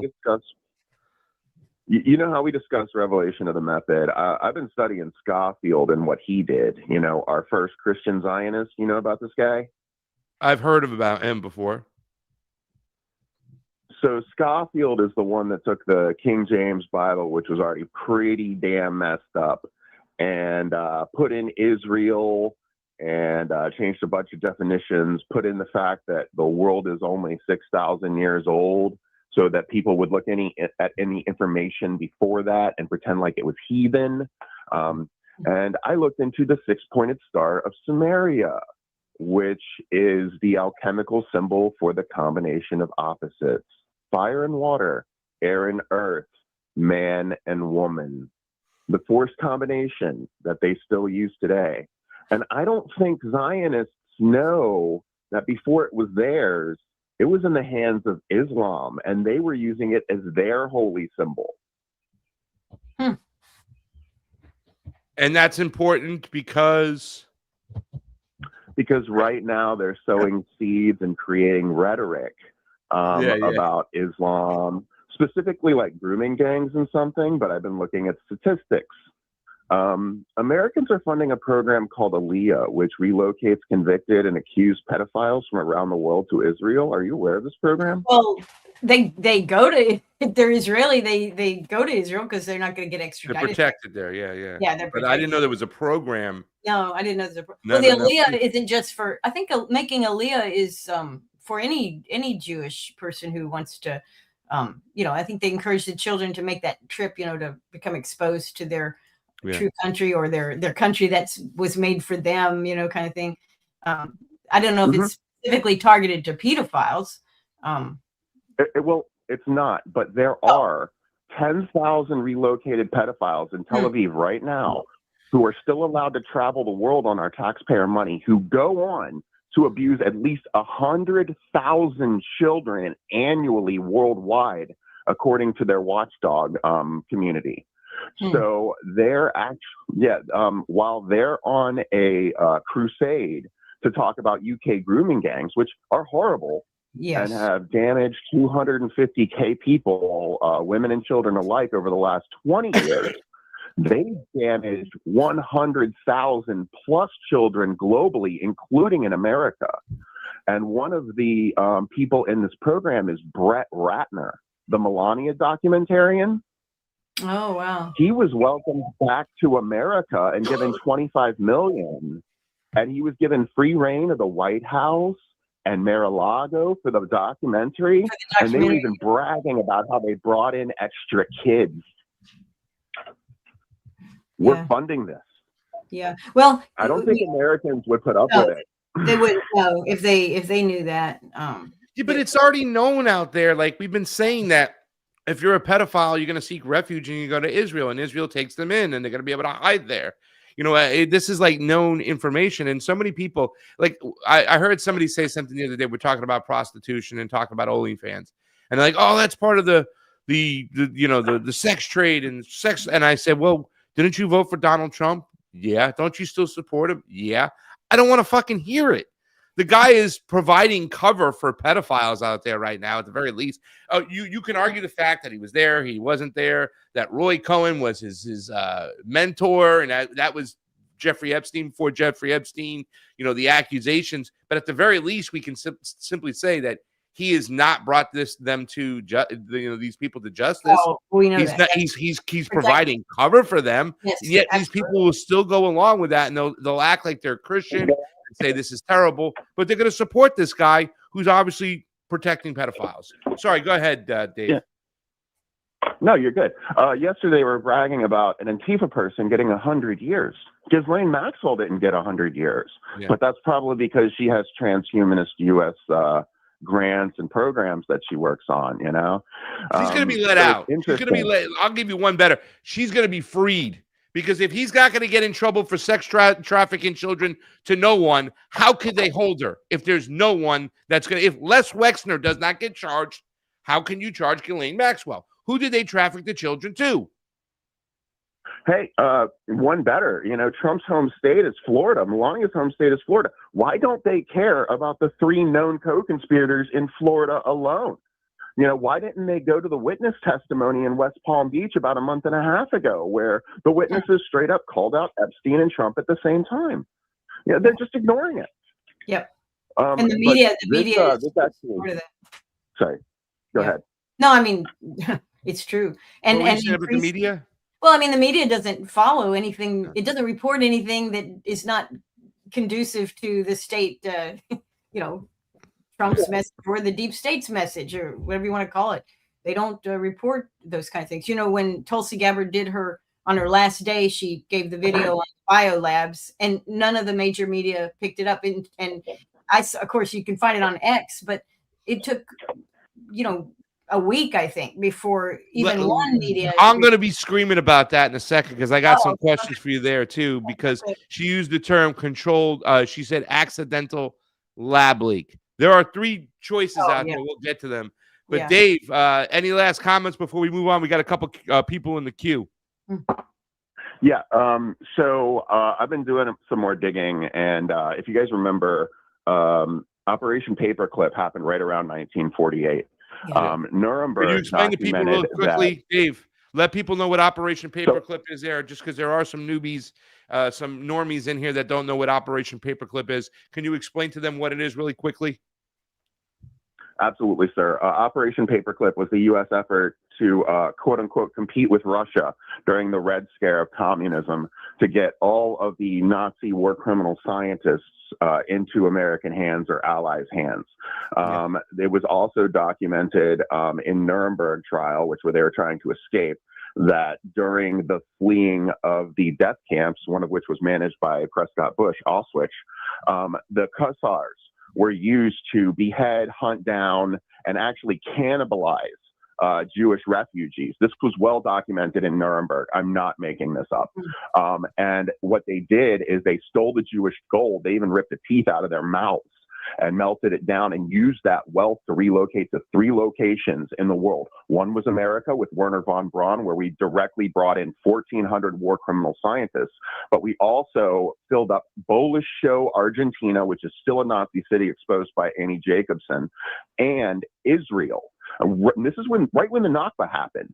You can't tell me some of those people were not Nazis masquerading as Jews when we know that Nazis masquerading as Jews who actually ate those freaking Jews and stole their gold are a well-documented part of our American history. And only now is the cannibalism coming out exposed in the IDF as well. What happens when you cannibalize is you develop prions, which give you Kuru or Creutzfeldt syndrome, also known as cannibalistic rage or mad cow for humans. People wonder why Israelis are so insane and born at a 2/3 psychotic rate. This is why. Yeah, there's I love Dave. Dave, I love you, man. You got some. This guy got some. We got some great callers over here. I thought this was gonna be like one of those normie shows and talk about like, well, I don't know about race issues and this and that. No, it's been like, yo, you want to know why these motherfuckers are crazy? Because they're eating people and shit's fucking them up. Dave, we love you. Thank you so much for calling in. I got a couple people in the queue though. Could you please promise me you'll continue to call in? And I'm going to give Karen Kwiatkowski the last final word. Karen, have you eaten anybody today? I know you got sheep and cow out there, but no, we're very careful. Cannibalism is, yeah, not healthy. I mean that's a whole nother theory out there. I mean, adrenochrome, is it really real? My friend. All right, wait. She got excited when I said adrenochrome. Go ahead, real quick. I don't know about the adrenochrome, but there was an article in Haaretz, or one of the Israeli papers picked up by the American paper, that said a guy was saying that Trump is his mind it was unhappy with the MOU at the end of the war. They want the war to continue, because it wasn't successful for Israel's objectives. They're getting told to push back, whatever. So they said Trump is being controlled by radio waves. And he published this in a regular newspaper, got picked up. The guy's explaining that Trump's mind has been taken over by other controllers, and they're using radio waves to control his decision making. That was the thing. Said it with a straight face article, not joke, not a Babylon B or a Babylon BB. The Babylon B, the non-Zionist Babylon B, which is Babylon BB. It wasn't either one of those joke articles. It was a real thing. They're trying to figure out why Trump has not done what Israel wanted. And they said, well, he's being controlled by radio waves. And it was very interesting. And you put that in with the U.S. promotion of recently, just during this war, we have all this stuff about aliens, right? And then you have the guy, also CNN reported, the pilot that was supposedly shot down. I deny that he exists, but whatever. He said, oh, yeah, there was a swarm. It looked like an alien. And they were saying, it's alien shit.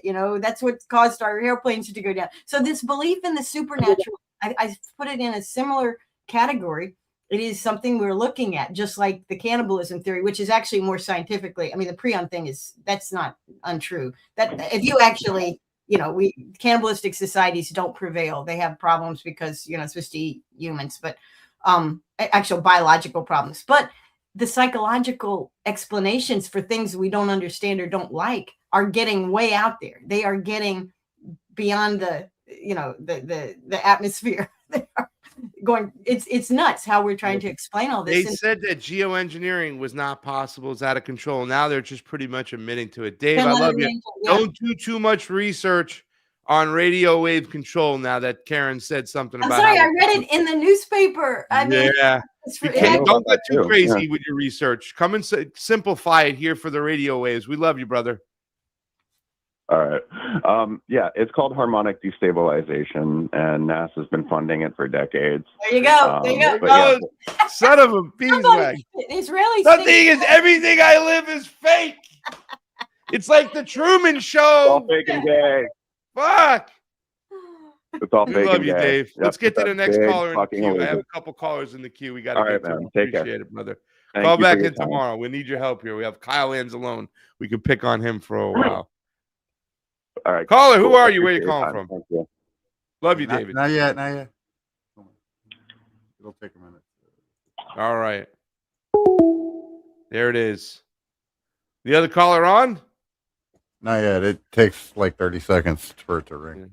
You know, well, use your words, Josh. Use your words. Guys, we're here. Karen Kwiatkowski. Now the caller is here. If you want to call on in and follow this call, the number is 561-247-2721. That's 561-247-2721. Caller, who are you and where are you calling from? This is North. Now, the professor's wording here. on this combination of the U.S. and the Israeli military, it's almost like I've read it, and good we have a professional here. It sounds like we do not differentiate them once they're together. So essentially, we could have commanders of the Israeli army designating our troops to be the people going to the worst parts, and the other troops staying in the friendly areas. You know, I don't see how that differentiation is. During World War II, at least the countries were kind of separate between U.S. and England. They had different operations where they had a commander in an area that was in charge of their troops. But that's a little bit worrying for me. Then on to the countries, if we go back to Ben Franklin, really he didn't have a lot of hopes. He didn't think we could go 12 years without having another revolution, and he based on a lot from other places that what else had been tried, and the idea of us every 4 years having an election was basically having a built-in revolution that to keep it online, because they just did not see any form. During the 90s and later, I had to not retrain, but we brought in people from Russia, and I would have to get them used to living in the United States and in places I worked. And there was a lot of things we had to get used to. And so I got a lot of chance to talk to them. I try to do some philanthropic things. So because of my expertise in water as well, I would help countries come up with ways to get water. And when I started working in the Pacific, I got used to the Pacific ways. And the old countries of the Pacific actually were more communist than communism. The system they had of sharing meant that there was absolutely no ownership.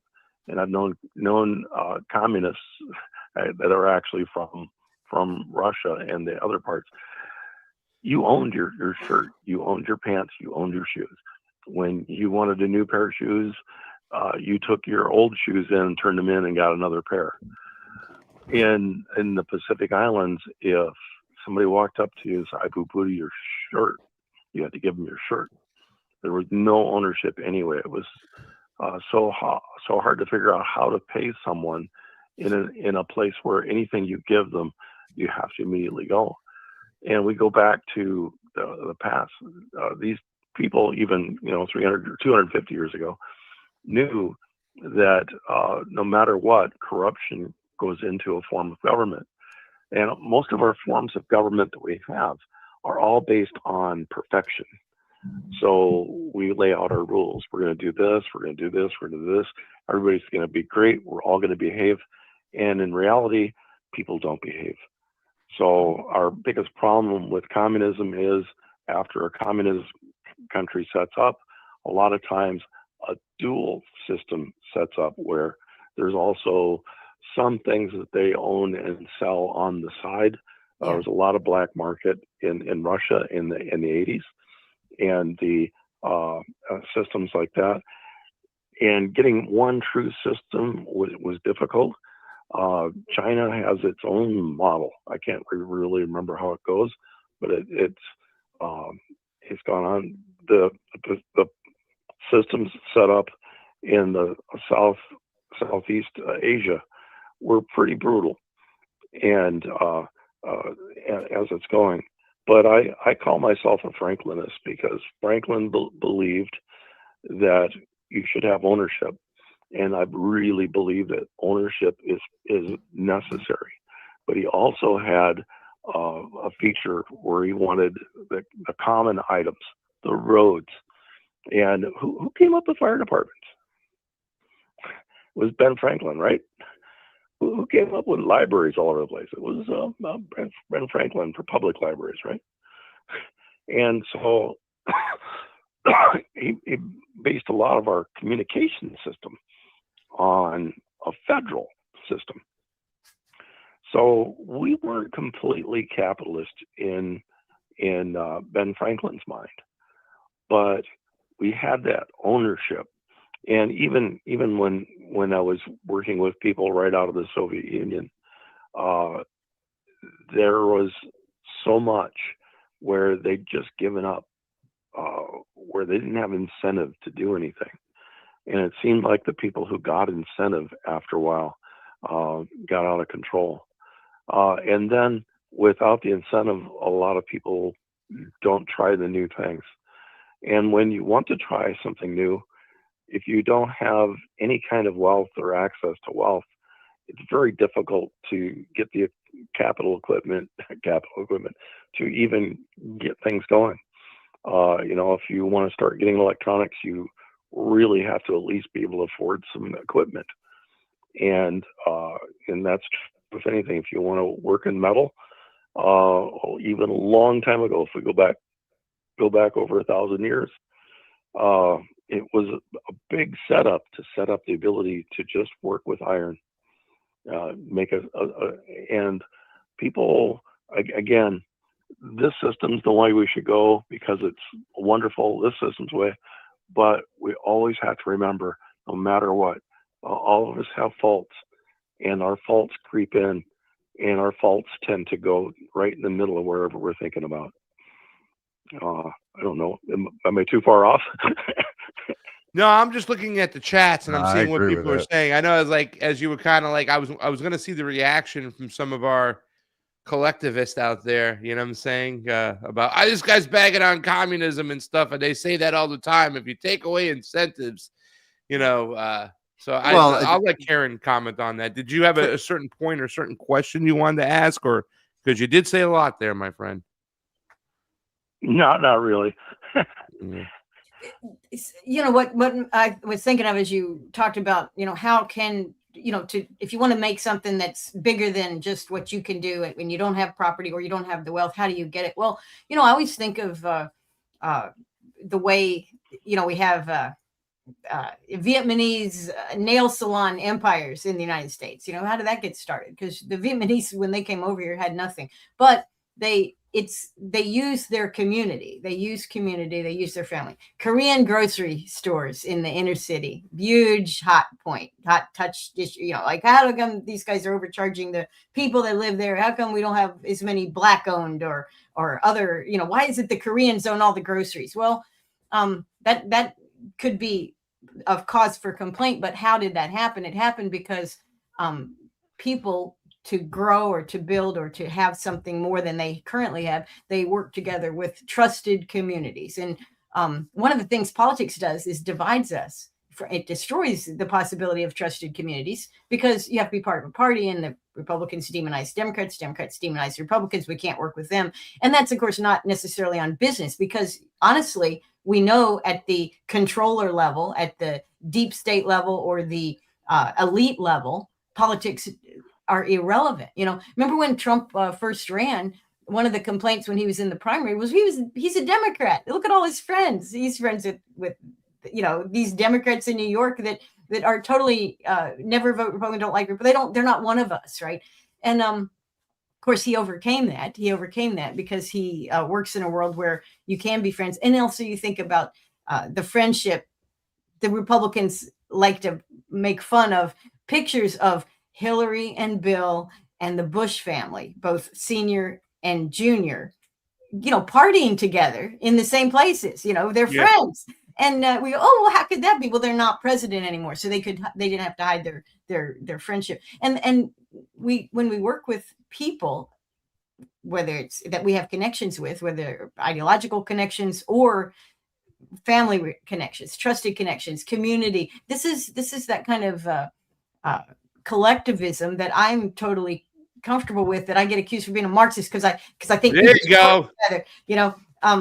But yeah, so there's a lot to that, and that is where power can be derived. And I do know, obviously different systems of ownership. They get the European model, deeds and ownership, and then you've got, even the Native American model, which is very Asian, very Pacific oriented. I think in what you were saying about ownership, the idea that they're residing on the land, they're sharing the resources, and the land is owned by, their gods or God, whatever, how they viewed property. It wasn't to be hoarded or used specifically.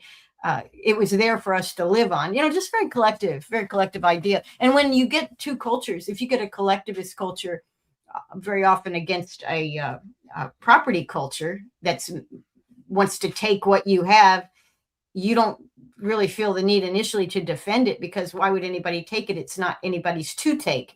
This ideological, this clash of ideologies can really be a problem, because the use of force against people that really don't see the need for the use of force, because there's no competition over property rights. There's an issue there. I'm with you on a sense of property rights, but even the English the English philosophers, who are the foundation of modern liberalism, and that property rights is a big part of that. They're talking about owning your mind, owning your voice, owning your ability to move around. If you look at the Bill of Rights, and what is it? You have freedom of speech, freedom of thought, freedom of worship, freedom of association. Okay, freedom of assembly. Freedom of assembly. That's right. You have a freedom to have nobody coming in and stealing your letters that you wrote to your wife or your husband. You have freedom. You have security of your papers. Only if the state has some rational reason to come into your home should they do that. You don't have to house and feed a unit of soldiers that came by your farm or your house. You're not forced to do that. These are the freedoms that are protected. And yes, those are property rights, but they're not property rights like Peter Thiel might consider property rights. They're not property rights like Trump considers property rights. Trump's empire, his global empire of hotels, and that's not the property rights that the Constitution is geared to. Our kind of more immediate, fundamental and spiritual rights. Our right to think as we wish, to associate as we wish, to move around as we wish, to improve our own lives as we wish, as long as we're not stealing from somebody else, right? You can't, there's laws. You don't lie, cheat, and steal. But these laws don't apply to the elites, clearly. Lying, cheating, stealing, all of that is part and parcel to how we're ruled. And I think this is the real conflict. And we've tolerated it. We've tolerated it in part because we have been made to tolerate it, but we don't have to. We don't have to. Snorky, you got any final words before I get on to the Tulsi Gabbard thing? Because while we're here, I want to make sure that I get Colonel's opinion on the whole COVID thing and Tulsi's speech. So I'll give you the last word, my friend. I'll be quick. Also, Europe, most of we spent so much money in Europe over the past 80 years paying for things that they should have been paying for, that we basically paid for all of their healthcare systems and much more beyond that. We paid so much money in everything that's happening, and we could have spent that here. Well, thanks. I'll talk to you later. Well, you got to clean up what you bombed to death, right? Dresden, I mean, what the Americans did over there, and forget about it. And I mean, Yeah, once again, sometime that's pure fascism. That's to make sure the corporations got all the contracts for everything, so they took our tax dollars and fed it into their friends' pockets. They didn't want any big contracts on that stuff. I mean, that's about moving assets around and money around. Same thing happened during COVID, right? All this money came out of the state, went up to the 1%. So I agree, Sure. and I think it's crazy, Snarky, when you talk about that. That's money we spent over there.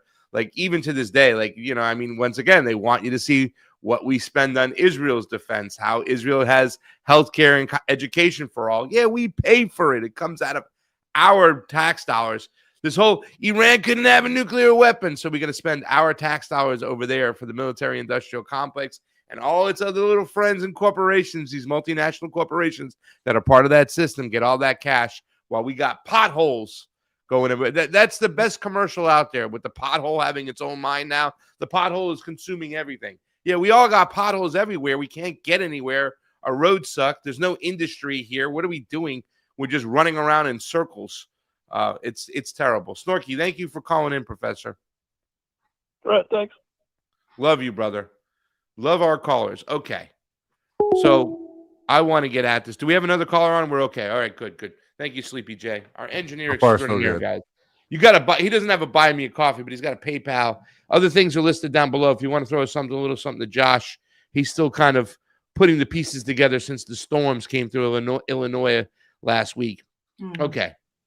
So I'm going to get you in trouble again. Not only are you a collectivist, a Marxist, friendly to China. Oh, my Lord, I'm going to get you in so many troubles. Today, on my final day as director of national intelligence, I'm releasing never-before-seen communications and documents exposing how Dr. Fauci provided millions in U.S. taxpayer dollars to fund dangerous gain-of-function research at the Wuhan lab, worked with politicized elements within the intelligence community to suppress the truth about his actions and hide the virus lab leak origins, and lied to Congress while under oath in 2024. It's time you knew the truth.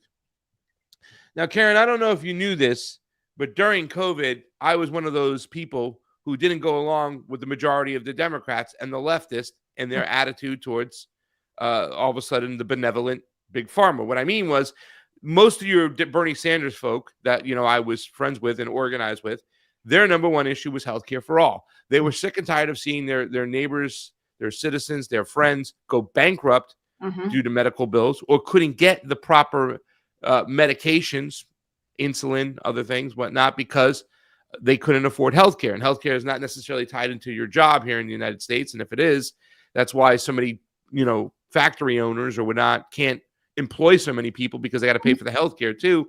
So, instead of it being something like a socialized medicine where healthcare is a human right, even though we have a sick care system, it sucks. But however, during COVID, I was one of those guys, and I led the charge with a lot of people talking about COVID. I had a video on ivermectin almost 3 months before the Dark Horse with Brett Weinstein and Taco Corey. Yeah, wow. 3 months before that, I did a video on ivermectin, literally. And I couldn't say anything on YouTube. Once again, I was one of those guys who was spanked.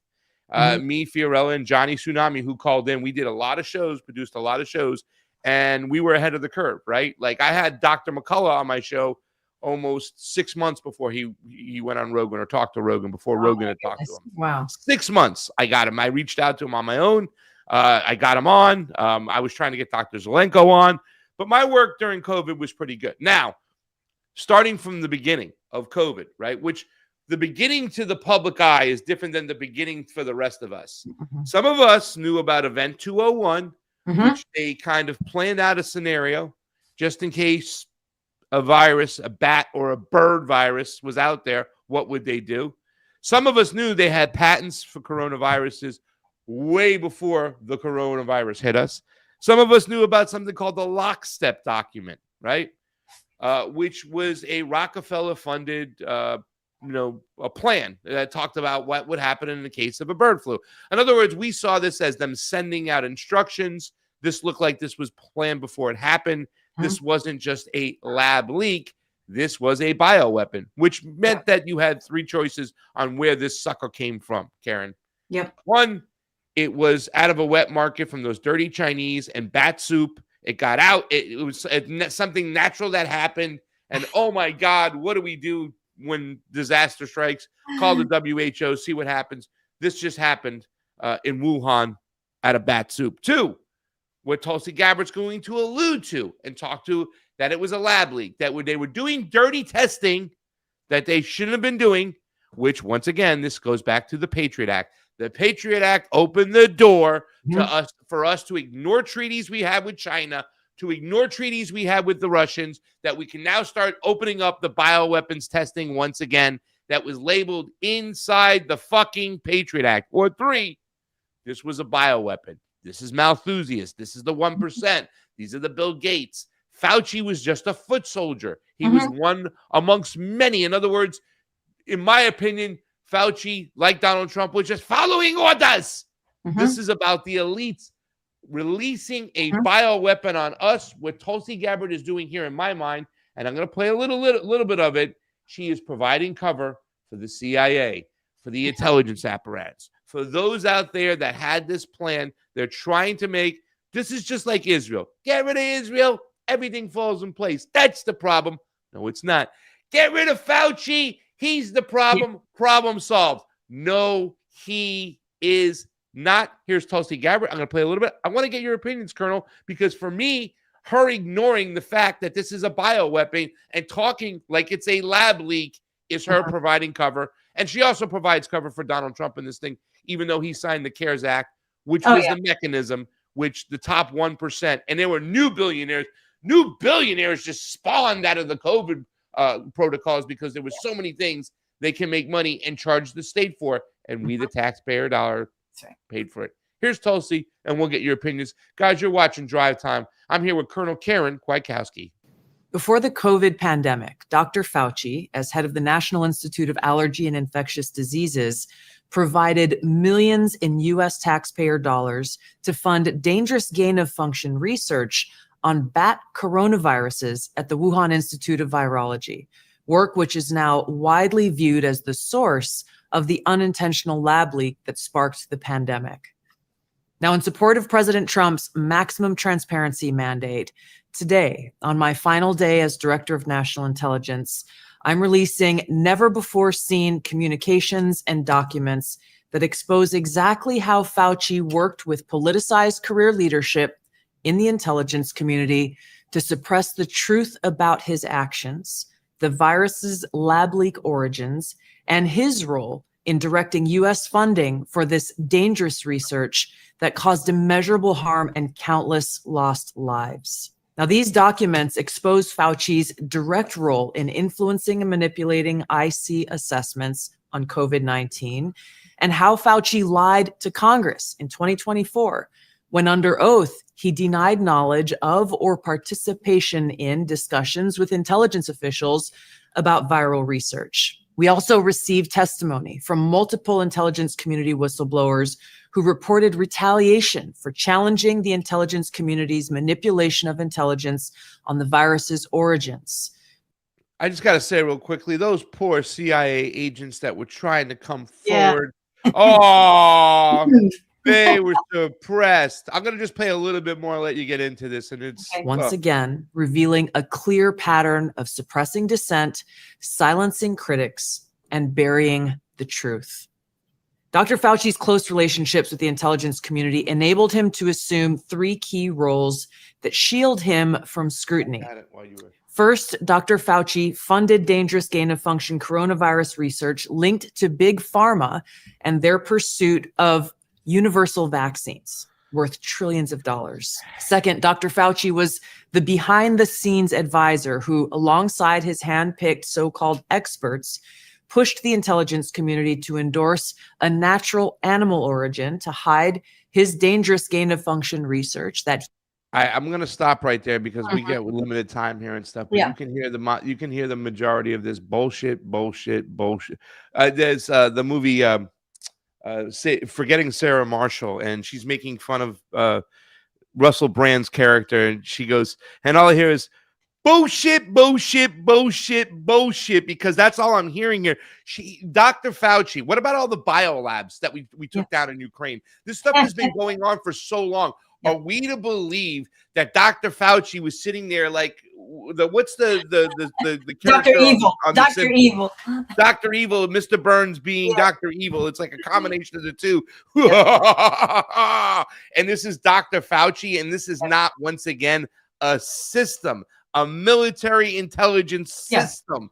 DARPA did the funding for fucking Moderna's mRNA vaccine. Sorry for cursing. I do apologize. Yeah. I should learn from the judge because he's so professional, and this is why he can go on TV and I can't. Because when I hear her speaking, I start doing this about Trump's transparency bullshit. When Donald Trump met with Bill Gates 4 times before that vaccine was fucking released and made money on himself. Karen, am I justified in being very upset with Tulsi, especially from somebody who once supported her, who once I'm here today because of Tulsi, because she gave me access to her campaign. I appreciate, as a young, brand new political commentator and journalist, whatever you want to call me, that she gave me access and she helped me build the name for myself. But I am disgusted by this because she is throwing off the table the fact that this was a bioweapon purposely released to put us in our houses, to make us quarantine without putting a tank on the street, to scare people, to get rid of small businesses, to transfer wealth up to the top,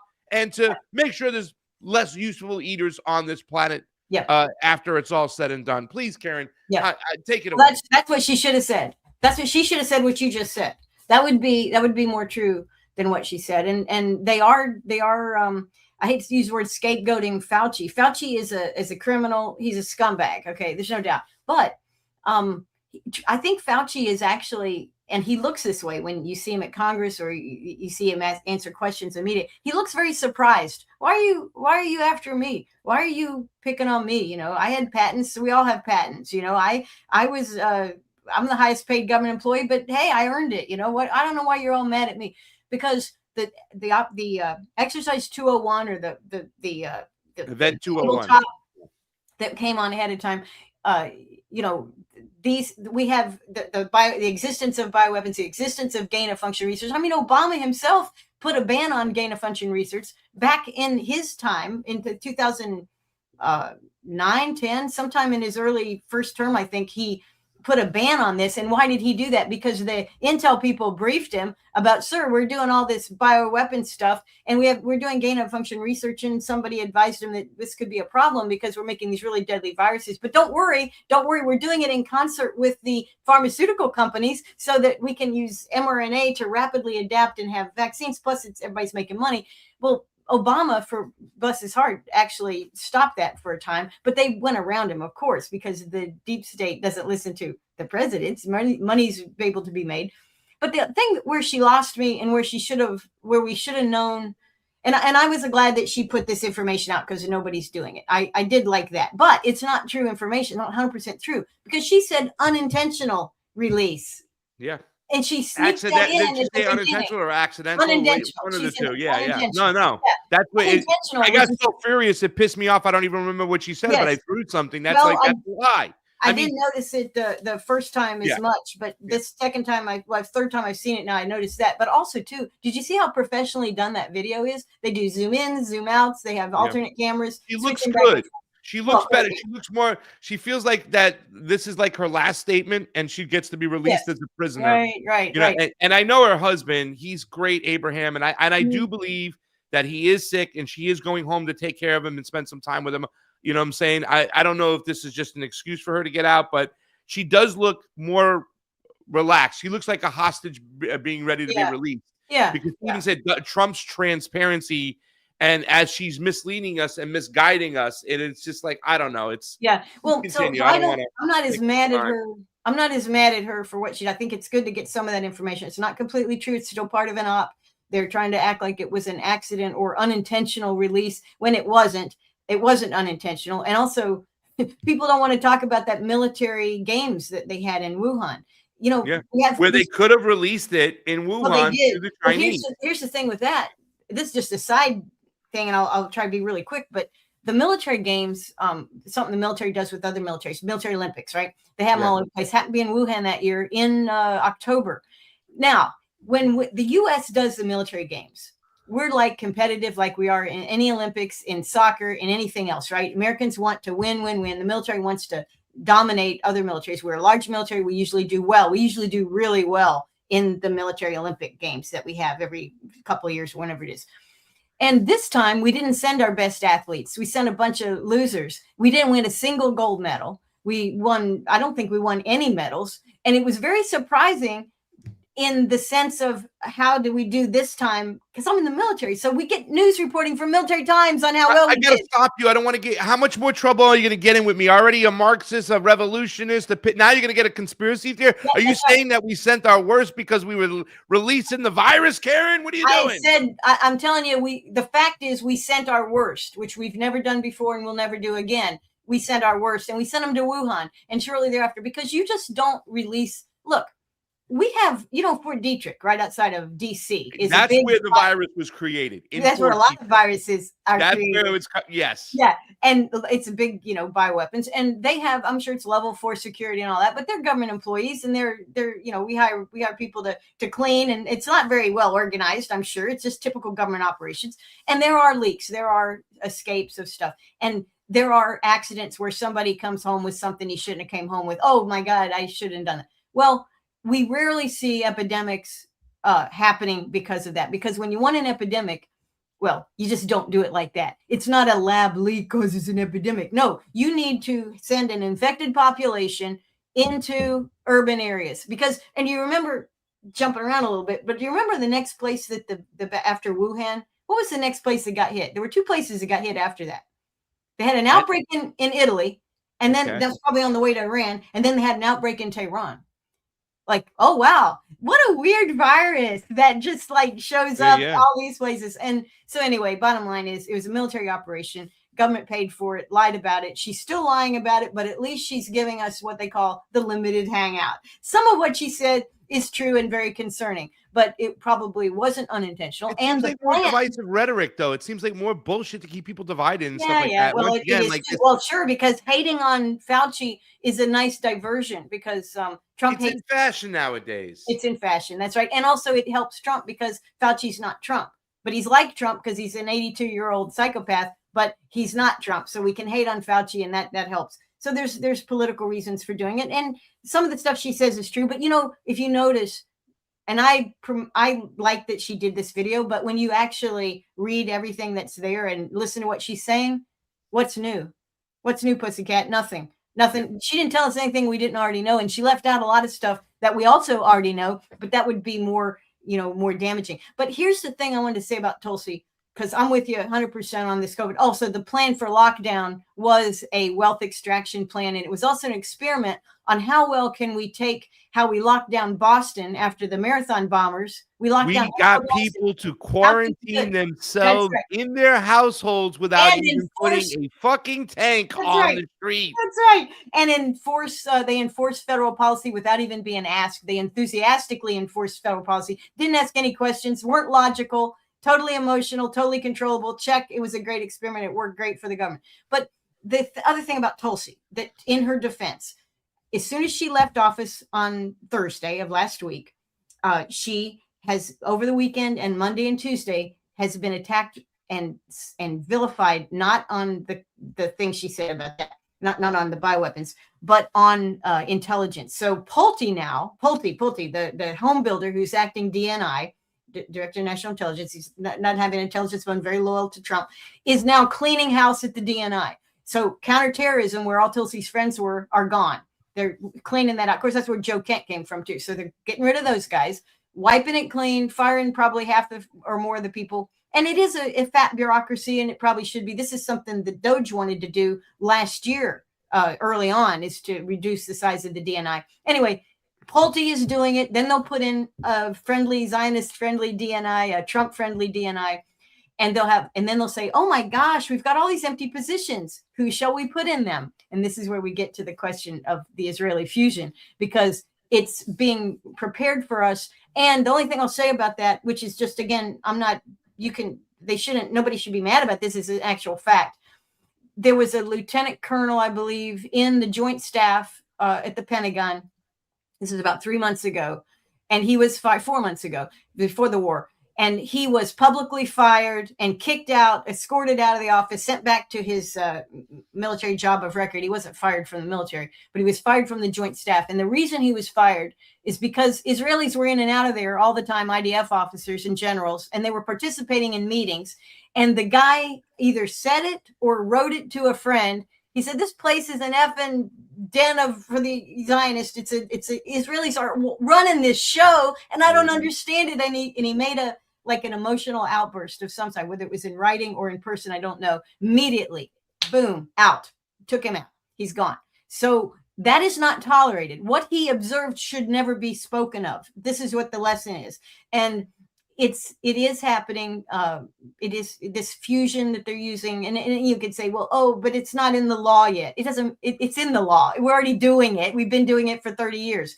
Okay. It's evolving. And now, because people are noticing, we need to institutionalize it so that we'll never be able to audit it, because, we can't audit any of our government institutions. Audits doesn't work with the Pentagon or anything else. So anyway, yeah, there's a movement to maintain control and wealth extraction from Americans. And it is beyond, it is supranational. It is not just like Washington, or it's not just Mr. Fauci. It is like you said, there's powers. It's like that old commercial on the mountain when you think you're getting to the answer. And he goes, you must go higher, my son. You got to go deeper. And by the way, let me just put that comment back up. Jerry Alitalo, got here a little bit late, Jerry. You got to wake up a little earlier, Jerry. That's funny. He said COVID-19 won the gold medal in the triple jump. It jumped from 2019 from Wuhan military games after smashing the world record, jumping to Italy and then to Iran, kind of piggybacking on what you said. And you know what? I was just going to say to you, and then maybe I have to retract my words, that I wish you would have seen some of the work. I don't even know, because we did a lot of work. We had to go to this platform called Rockfin that's kind of falling apart right now. And our whole library is there. I don't even know if I can retrieve it. It's not even working. I did an interview with Dr. Peter McCullough that was way before anything that was out there, and not, and it was just, I'm really proud of the work I did on it. And I wish you could have seen some of it. I don't even know if I can show you, but I didn't even know about the outbreak from Italy to Iran and whatnot. However, I did, we were ahead of the game. I knew what was going on the grounds here in America, and it was really shady shit that was happening. There are people out there. There were a lot of doctors in this movement that had egos, and they kind of are fighting with themselves. And then there's people obviously, RFK, the Children's Health Defense Network. All of a sudden, you don't care about kids in Gaza. Kind of ruined that whole movement, and that connection and that bond was blown up over there. The anti-establishment movement, there was a wedge put right in the middle, and RFK was kind of guilty of helping that happen. Because there were people who we all hated the establishment, and then a wedge was put right in between us with his bullshit after we had spent some time coming together. So interesting stuff. I'm glad you got the last word. Anything else going on in your life there, Colonel? No, but I'll tell you, these things that we're learning and we're talking about, you've been on it for long time, and all of this is helpful because it is the armor that Americans are going to need to put on as they assess each coming day and each action of our government. Everything that's happening, and maybe it's not the action. Maybe it looks like, it's Bill Gates buying up all the farm. Whatever it is, just if you have a background of logical, critical thinking. And it's not critical thinking like it's hard. It's fun to think critically. This is where jokes come from. When people think critically, they make points that are funny, like the guy with the world record in the triple jump. That's fantastic. And that's really what we have to develop so that we can resist what's coming. Because the COVID lockdown and the fact that so many people willingly were able to inject into their arms, multiple injections, many of them, something that was not even tested on animals to the extent of shot up a few rodents. Yeah. I mean, so we were the guinea pigs, and we were voluntary guinea pigs. If you asked a guinea pig, if you could speak, if you were Dr. Doolittle and you could speak to the animals, and you said to the guinea pigs, we're going to experiment with you with we don't know if it's going to work. You might die. You might become infertile or get really sick, but we'd like to test this out on your family, on your group, on your clan. can we do that? The guinea pigs would say not no, but hell no, No way. don't do that. So we can't be guinea pigs. And I think we have to really assert our, if nothing else, our property rights over our mind, our voices, our mobility, and really what kind of shots we put in our arms. You know, I know you've heard this before, Karen. Karen, I know you heard this before. We were working at the speed of science. There's nothing we can do. Thank you for joining the show. We're going to get on out of here. I know you got a busy day, and we'll see you next week. Go check her out on Judge Knapp on Tuesdays. We get her here on Wednesdays. It's kind of awesome. I love having you on. There's so many great things. Talking to somebody who was in the Pentagon. Tomorrow we'll have Kyle Anzalone back. He was on assignment the week before, so he'll be back. And, of course, Andrew Ziegman on Friday. And Tuesdays we do Nico House. So we have a fun week of guests in there, and I can't thank you guys enough for supporting the show, watching the show. We're growing the numbers slowly but surely every single day. And remember, I'm a guy who's censored. I've been demonetized for quite some time. My Twitter was stolen from me just recently too, as well. So I'm operating on one leg, but I'm standing tall because of you guys out there. Karen, thank you so much for joining the show. We'll see you next week. Okay? Absolutely. See you next week. Appreciate you. We'll talk about Hezbollah and Hamas next week. Because, and I just want to leave on this note because I think this is very important because we heard Ben Gavir talking about Hezbollah's Nazis. What would you do with Nazis? No, Hezbollah and Hamas actually came together and formed to push back the oppressive Israeli Zionist government that were killing women and children.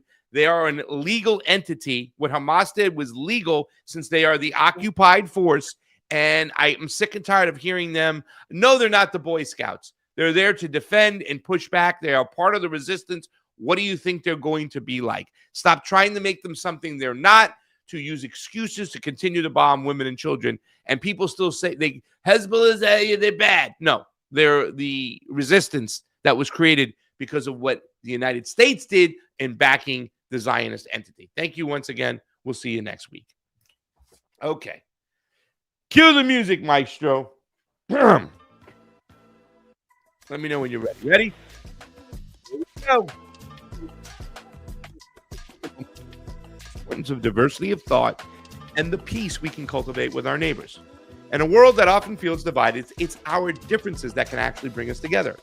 Every unique perspective, every story shared enriches our collective experience and fosters understanding. Remember, it's okay to disagree. It's how we handle those disagreements that truly matter. Let's embrace dialogue over debate, compassion over conflict. When we listen to one another, we open the door to meaningful relationships.